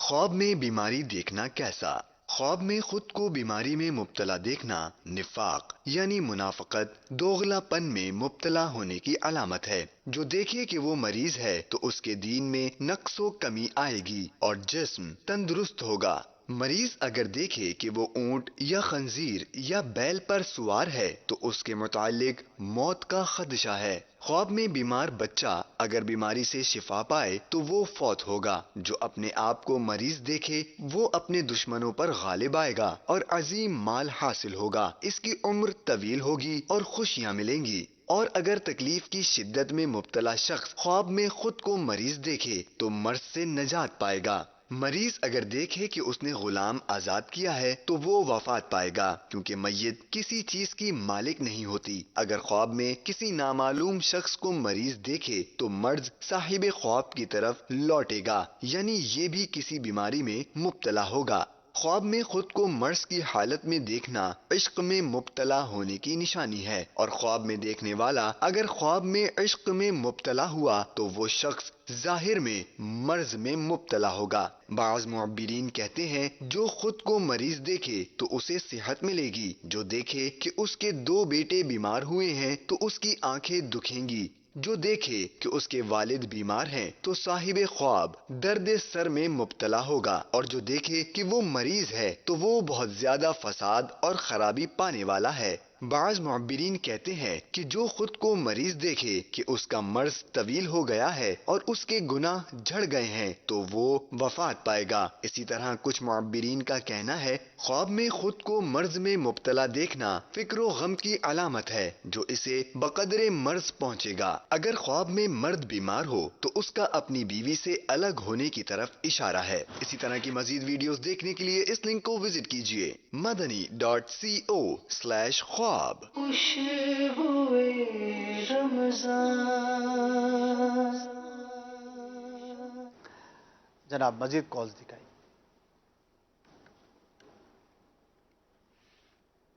میں خواب دیکھتا ہوں کہ میرا بچہ گم ہو گیا. میں بہت پریشان، بات تلاش کرتا ہوں، وہ مجھے ملتا نہیں ہے. نارمل ہے، پریشان نہ ہو، کیونکہ معاشرے میں اس طرح کی چیزیں ہوتی رہتی ہیں. بعض اوقات واقعات ہم لوگ سنتے رہتے ہیں تو وہی چیز خواب کے اندر نظر آتی ہے. تو اس سے یہ ضروری نہیں ہے کہ آپ کا بچہ بھی ایسے ہی آزمائش میں مبتلا ہوگا. البتہ ظاہری اسباب پر غور ضرور کر لیں. اگر واقعی آپ کے بچے ہیں چھوٹے اور ان کی باہر آنے جانے کی عادت ہے تو جو بھی حفاظت کی تدابیر ہیں وہ بھی اختیار کرنی چاہیے. جی راشد بھائی آپ کی طرف. اچھا جی، ایک میسج اسد بھائی یہ ہے کہ اگر مردے کو روتا ہوا دیکھے تو اس کی کیا تعبیر ہوگی؟ مردے کو غمزدہ دیکھنا ہے تو مردے کو افسردہ دیکھنا، غمزدہ دیکھنا، پریشانی میں مبتلا دیکھنا یہ اچھا نہیں ہوتا. تو دیکھنے والے کو چاہیے کہ وہ اس کے لیے ایصال ثواب کریں، اور بالخصوص اگر اس پر کوئی حق آتا تھا اور ہمارے علم میں ہے تو یا تو ادا کریں یا پھر جس کا حق ہے اس سے ہم معافی تلافی کی صورت کریں. جی مردے کے حوالے سے بعض اوقات یہ بھی ہوتا ہے کہ مردہ کبھی پکڑ لیتا ہے. یہ بندہ دیکھتا مردے نے پکڑ لیا تو وہ ٹینشن میں آ جاتے ہیں کہ شاید اب تو جانا ہی ہے، یا پھر مردہ کچھ طلب کر رہا ہوتا ہے، کچھ مانگ رہا ہوتا ہے، تو یا پھر وہ بعض اوقات دے دیتا ہے کچھ. تو اس حوالے سے کچھ بتائیے کہ ہر ایک کی الگ ہے صورت. البتہ یہ جو آپ نے کہا مردہ پکڑ لیتا ہے اور یا بلاتا ہے، بعض اوقات مردہ اشارہ کر رہا ہوتا ہے، تو اب وہ لوگ بہت زیادہ تشویش کا شکار ہو جاتے ہیں. تو ایسا ضروری نہیں ہے کہ اگر مردے نے بلایا ہے تو اب آپ کا بلاوا ہی آ گیا ہے، تو ایسا نہیں ہے. اس سے کوئی تشویش میں مبتلا نہیں ہونا چاہیے. اور چیزوں کے اعتبار سے فرق ہوتا ہے وہ کیا مانگتا ہے. مانگنے میں عموماً یہ تعبیر ہوتی ہے کہ وہ کسی چیز کا جو ہے وہ محتاج ہے، تو پھر ایصال ثواب کی ہم ترغیب دیتے ہیں کہ اس کو ایصال ثواب کیا جائے. اچھا، خواب میں اگر مردے کو بری حالت میں دیکھا، مردہ بہت پریشان ہے یا بہت وہ اس طرح کی اچھی سچویشن فال نہیں ہوتی، یعنی کہ اس کا کفن پھٹا ہوا ہے، پراگندہ بال ہے، یا چہرے سے اس کی پریشانی ظاہر ہے، تو اس کے بارے میں علماء نے فرمایا ہے کہ اس کے لیے ایصال ثواب کی کثرت کی جائے اور دعائے مغفرت کی جو ہے وہ کثرت کی جائے، کہ مردے کا برا حال جو ہے وہ عموماً اس کی واقعی بری حالت پر دلیل ہوا کرتا ہے. اچھا اسد بھائی، ایک یوٹیوب ہمارا جو مدنی چینل کا چینل ہے، تو اس میں بھی ایک وہ ہے، کسی جنید بھائی نے میسج کیا ہے کہ میرے بھائی کو حضور صلی اللہ علیہ وسلم خواب میں آ کے بشارت دیتے ہیں کہ تمہاری موت مدینے میں ہوگی، تو اس کی کیا تعبیر ہوگی؟ دیکھیے، سرکار صلی اللہ علیہ وسلم کی زیارت کرنا یہ تو حق ہے کہ جس نے پیارے آقا صلی اللہ علیہ وسلم کی زیارت کی تو اس نے آپ ہی کی زیارت کی، یہ تو ہمارا ایمان ہے. اور یہ بشارت بھی مدینہ ہے، درست ہے، اور بالکل اس پر اعتماد کیا جانا چاہیے کہ انشاءاللہ عز و جل مدینہ پاک میں انہیں موت نصیب ہوگی. دعا کرتے رہیں کہ اللہ پاک اس خواب کو ان کے حق میں سچا فرمائے، اور زبردست بشارت ہے. ویسے ہی سرکار صلی اللہ علیہ وسلم کی حدیث پاک ہے، اس کا مفہوم ہے کہ تم میں سے جسے ہو سکے مدینے میں مرے تو اسے چاہیے کہ وہ مدینے میں مرے. اس مفہوم کی روایت ہے، کیونکہ جو مدینے میں دفن ہوگا تو میں اس کی شفاعت کروں گا. شفاعت کی جو ہے وہ بشارت ہے، تو اس مفہوم کی روایت ہے. تو اللہ پاک ہم سب کو، ہم تو دعا کرتے ہیں کہ بقی شریف میں ہمیں مدفن نصیب ہو. بہرحال بہت اچھا اور مبارک خواب ہے. بڑھتے ہیں مزید کالز کی جانب. جی، میری والدہ ہمیشہ خواب دیکھتی ہے کہ فیملی کے ساتھ گھومنے جاتی تو صحیح ہے، لیکن واپسی میں وہ گم ہو جاتی ہیں. اکثر یہ خواب دیکھتی ہیں. احتیاط سے کام لے. اگر کوئی ایسا میٹر ہے تو اس میں احتیاط سے کام لینا چاہیے. نیکسٹ. میں ندیم اتاری بات کر رہا ہوں. میں نے خواب میں خرگوش کے وائٹ بچے بہت سارے دیکھے ہیں. جب میری آنکھ کھلی تو اس ٹائم فجر کی اذان ہو رہی تھی. خرگوش کا میرے ذہن میں نہیں ہے کہ کیا اس کی تعبیر ہے، انشاءاللہ دیکھ کر پھر عرض کریں گے. نیکسٹ. میں نے ایک خواب کو 2 دن مسلسل دیکھا ہے. پہلے دن دیکھتا ہوں کہ میرے سر کے بال آگے سے تھوڑے سارے کٹے ہوئے ہیں، اور دوسرے دن دیکھتا ہوں کہ میرے داڑھی کے بال اور مونچھیں بھی کٹی ہوئی ہیں اور داڑھی کا ڈیزائن بنا ہوا ہے. کیا آپ مجھے اس کی تعبیر بتا دیں؟ آپ اپنے اعمال پر غور کریں. کہیں ایسا تو نہیں کہ کوئی ایسا عمل کرنے میں جس نے خواب دیکھا وہ مبتلا ہو کہ جو سنت کے خلاف ہو، یعنی کہ سنت سے روگردانی، سنت سے اتباع سنت سے اپنے آپ کو دور رکھنے کی طرف یہ اشارہ ہوتا ہے. تو غور کر لیں اپنے اعمال پر. اگر کہیں پر کوئی کمی کوتاہی محسوس کریں تو اس کو درست کر لیا جائے. خود احتسابی کی طرف جو ہے وہ آپ کو دعوت پیش کر رہا ہوں. انشاءاللہ غور کریں گے تو اگر کوئی اس طرح کی کمی کوتاہی ہوگی تو اللہ پاک کی رحمت سے دور کرنے کا موقع ملے گا. مزید. میں نے ایک خواب دیکھا کہ میں گدھے کو، گدھا ہے جانور، اس کو کاٹ رہا ہوں اور تیزی سے اس کے اندر سے خون نکل رہا ہے. اگر حلال جانور ہے یا حرام ہے تو الگ اس کی تعبیریں ہوتی ہیں. البتہ بعض اوقات جانور کو ذبح کرنا ظلم کی بھی علامت ہوتی ہے، اور ظلم کئی طرح کا ہو سکتا ہے. بعض اوقات ہم پر کسی کا حق آتا ہے اور ہم ادا کر سکتے ہیں اور ہم ادا نہیں کر رہے، یا کوئی بھی اس طرح کی صورت ہو سکتی ہے. تو غور کریں حقوق العباد کے معاملے پر بالخصوص، کہ کہیں ایسا تو نہیں کہ کسی ظلم میں یا کسی بھی ایسی چیز کے اندر مبتلا ہوں. اگر محسوس کریں کہ اپنے آپ کو ایسے معاملے میں تو اس سے اپنے آپ کو بچانے کی کوشش کریں. مزید کال. میں شنیور سے بات کر رہا ہوں، اور میں نے خواب میں دیکھا کہ نا میں کسی اونچی جگہ میں بیٹھا ہوں اور آس پاس نا دنیا ساری گھوم رہی ہے. اس کی تعبیر ذرا بتا دیں آپ. دنیا گھوم رہی ہے تو کوئی اس کی خاص تعبیر نہیں ہے میرے ذہن میں. آس پاس کس طرح سے گھوم رہی ہے، آپ نے کوئی اس کی डिटेल नहीं बयान की, ज़मीन को घूमता हुआ देखा है या लोगों को आसपास घूमते हुए देखा है, ऐसे ही ख्यालात का ये रिफ्लेक्शन लगती है। अल्लाह पाक की बारगाह में दुआ करें आफियत के लिए। राशिद भी कुछ मैसेजेस जी, एक गुलाम जिलानी भाई हैं, ये कहते हैं जी मैंने ख्वाब में देखा कि 8-10 चिड़ियां बैठी हैं और मैंने कोई चीज़ इनकी तरफ फेंकी जिससे 4 चिड़ियां फौरन मर गईं।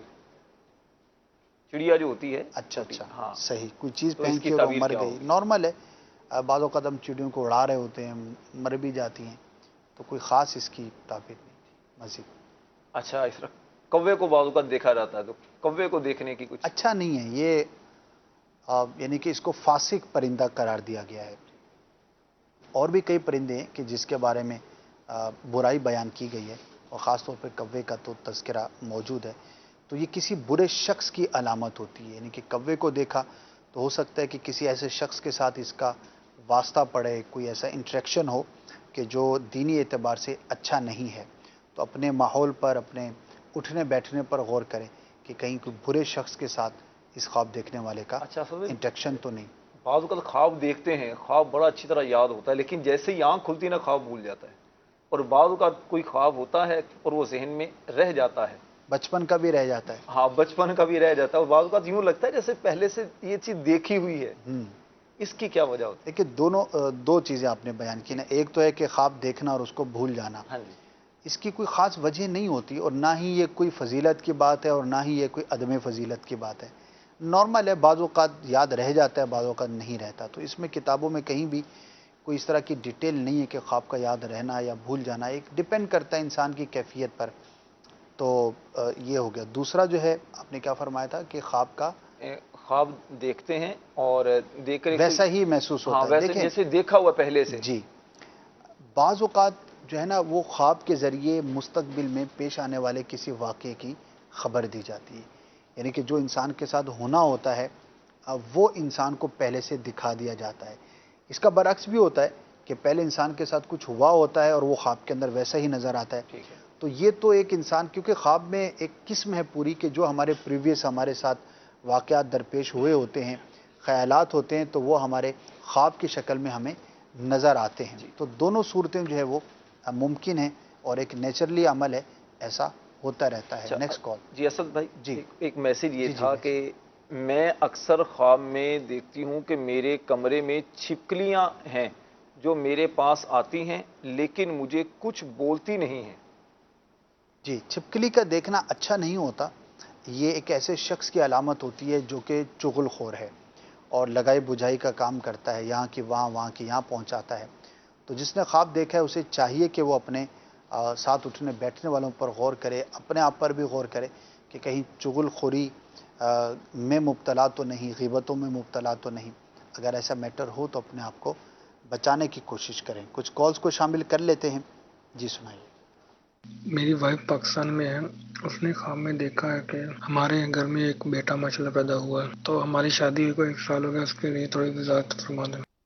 अच्छी फ़ाल होती है, बाज़ औक़ात ख्वाब के ज़रिए खुशखबरी भी दी जाती है। तो अल्लाह की रहमत से उम्मीद रखें कि इंशाअल्लाह औलाद नरीना अता होगी, दुआ भी करें। तो अच्छा ख्वाब होता है, अच्छी खबर है।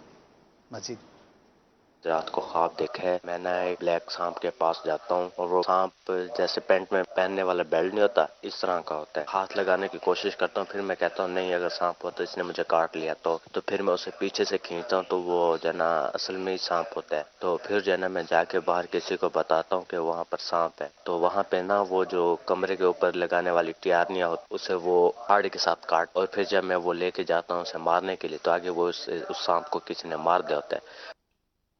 सांप का देखना बुरे शख्स और ख़ास तौर पर दुश्मन की अलामत होती है। लेकिन आपने पूरे ख्वाब में आखिर में जो बयान किया कि किसी शख्स ने उसको मार दिया, तो ये दुश्मन से महफूज रहने की अलामत है। घबराइए नहीं, अल्लाह पाक के बारगाह में दुआ कीजिए।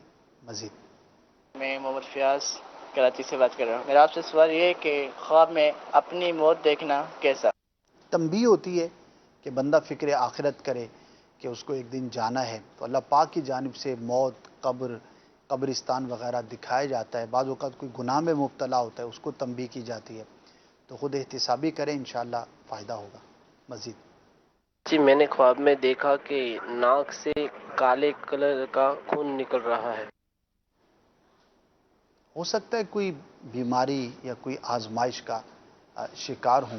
ظاہری اسباب پر غور کریں، ایسے اسباب پہ غور کریں کہ جو بیمار کرنے والے ہیں اسے بچائیں اپنے آپ کو. نہ ہو سکتا ہے کہ کسی آزمائش کا آپ شکار ہوں. مزید محمد نواز عطاری، ضلع رحیم یار خان. خواب میں نگران شورا کی زیارت کی ہے. نگران شورا ہمارے علاقے میں آئے ہوئے ہیں. نگران شورا نے فرمایا آپ کہاں گئے ہوئے تھے؟ میں کہا میں امیر اہل سنت کی زیارت کے لیے گیا تھا. نگران شورا فرماتے ہیں ہم آپ کے علاقے میں آئے ہوئے ہیں، اس کی تعبیر بتا دیجئے. نواز بھائی آپ کے ہاتھ میں ہے، سارے اہل علاقہ مل کر ایسی بھاری بھرکم فیس دیں کہ نگران شورا آپ کے علاقے میں تشریف لے آئیں. تو ابھی ایسا خواب ہے کہ آپ کے ہاتھ میں اس کی تعبیر، دیکھیں کب ظاہر ہوتی ہے. بہرحال آپ چونکہ مستقل کالر ہیں، مدنی چینل دیکھتے رہتے ہیں، دعوت اسلامی کے مدنی ماحول سے وابستہ ہیں، تو ظاہر ہے جو انسان چیزیں دیکھتا ہے خیالات میں ہوتا ہے تو اس کو نظر بھی آتی ہیں. تو ایک عام عمومی حالات سے متعلق ہے. اللہ پاک ہم سب کو شاد و آباد رکھے، دین و دنیا کی برکتیں اور بھلائیاں نصیب فرمائے. وقت اختتام کو پہنچا، مختصر ہوتا ہے لیکن ہم کوشش کرتے ہیں کہ زیادہ سے زیادہ جوابات کو شامل کیا جائے. ہو سکتا ہے کہ ہم ماہ رمضان کا کل آخری دن ہو، اللہ کرے کہ ہمیں 30 روزے نصیب ہوں. بہرحال رمضان المبارک کے بعد دوبارہ انشاءاللہ خوابوں کی تعبیر کا جو سلسلہ ہے جمعرات کو صبح 9 بجے ہوا کرے گا. جس طرح کہ رمضان المبارک سے پہلے ہوا کرتا تھا، پورے گھنٹے کا یہ سیشن ہوا کرے گا. تو انشاءاللہ پھر آپ کی کالز کو شامل کریں گے. اللہ پاک ہم سب کو دین و دنیا کی برکتیں عطا فرمائے. آمین بجاہ النبی الامین صلی اللہ علیہ وسلم. صلو علی الحبیب صلی اللہ علی محمد صلی اللہ علیہ وآلہ وسلم. دل کو مہکاتی خوش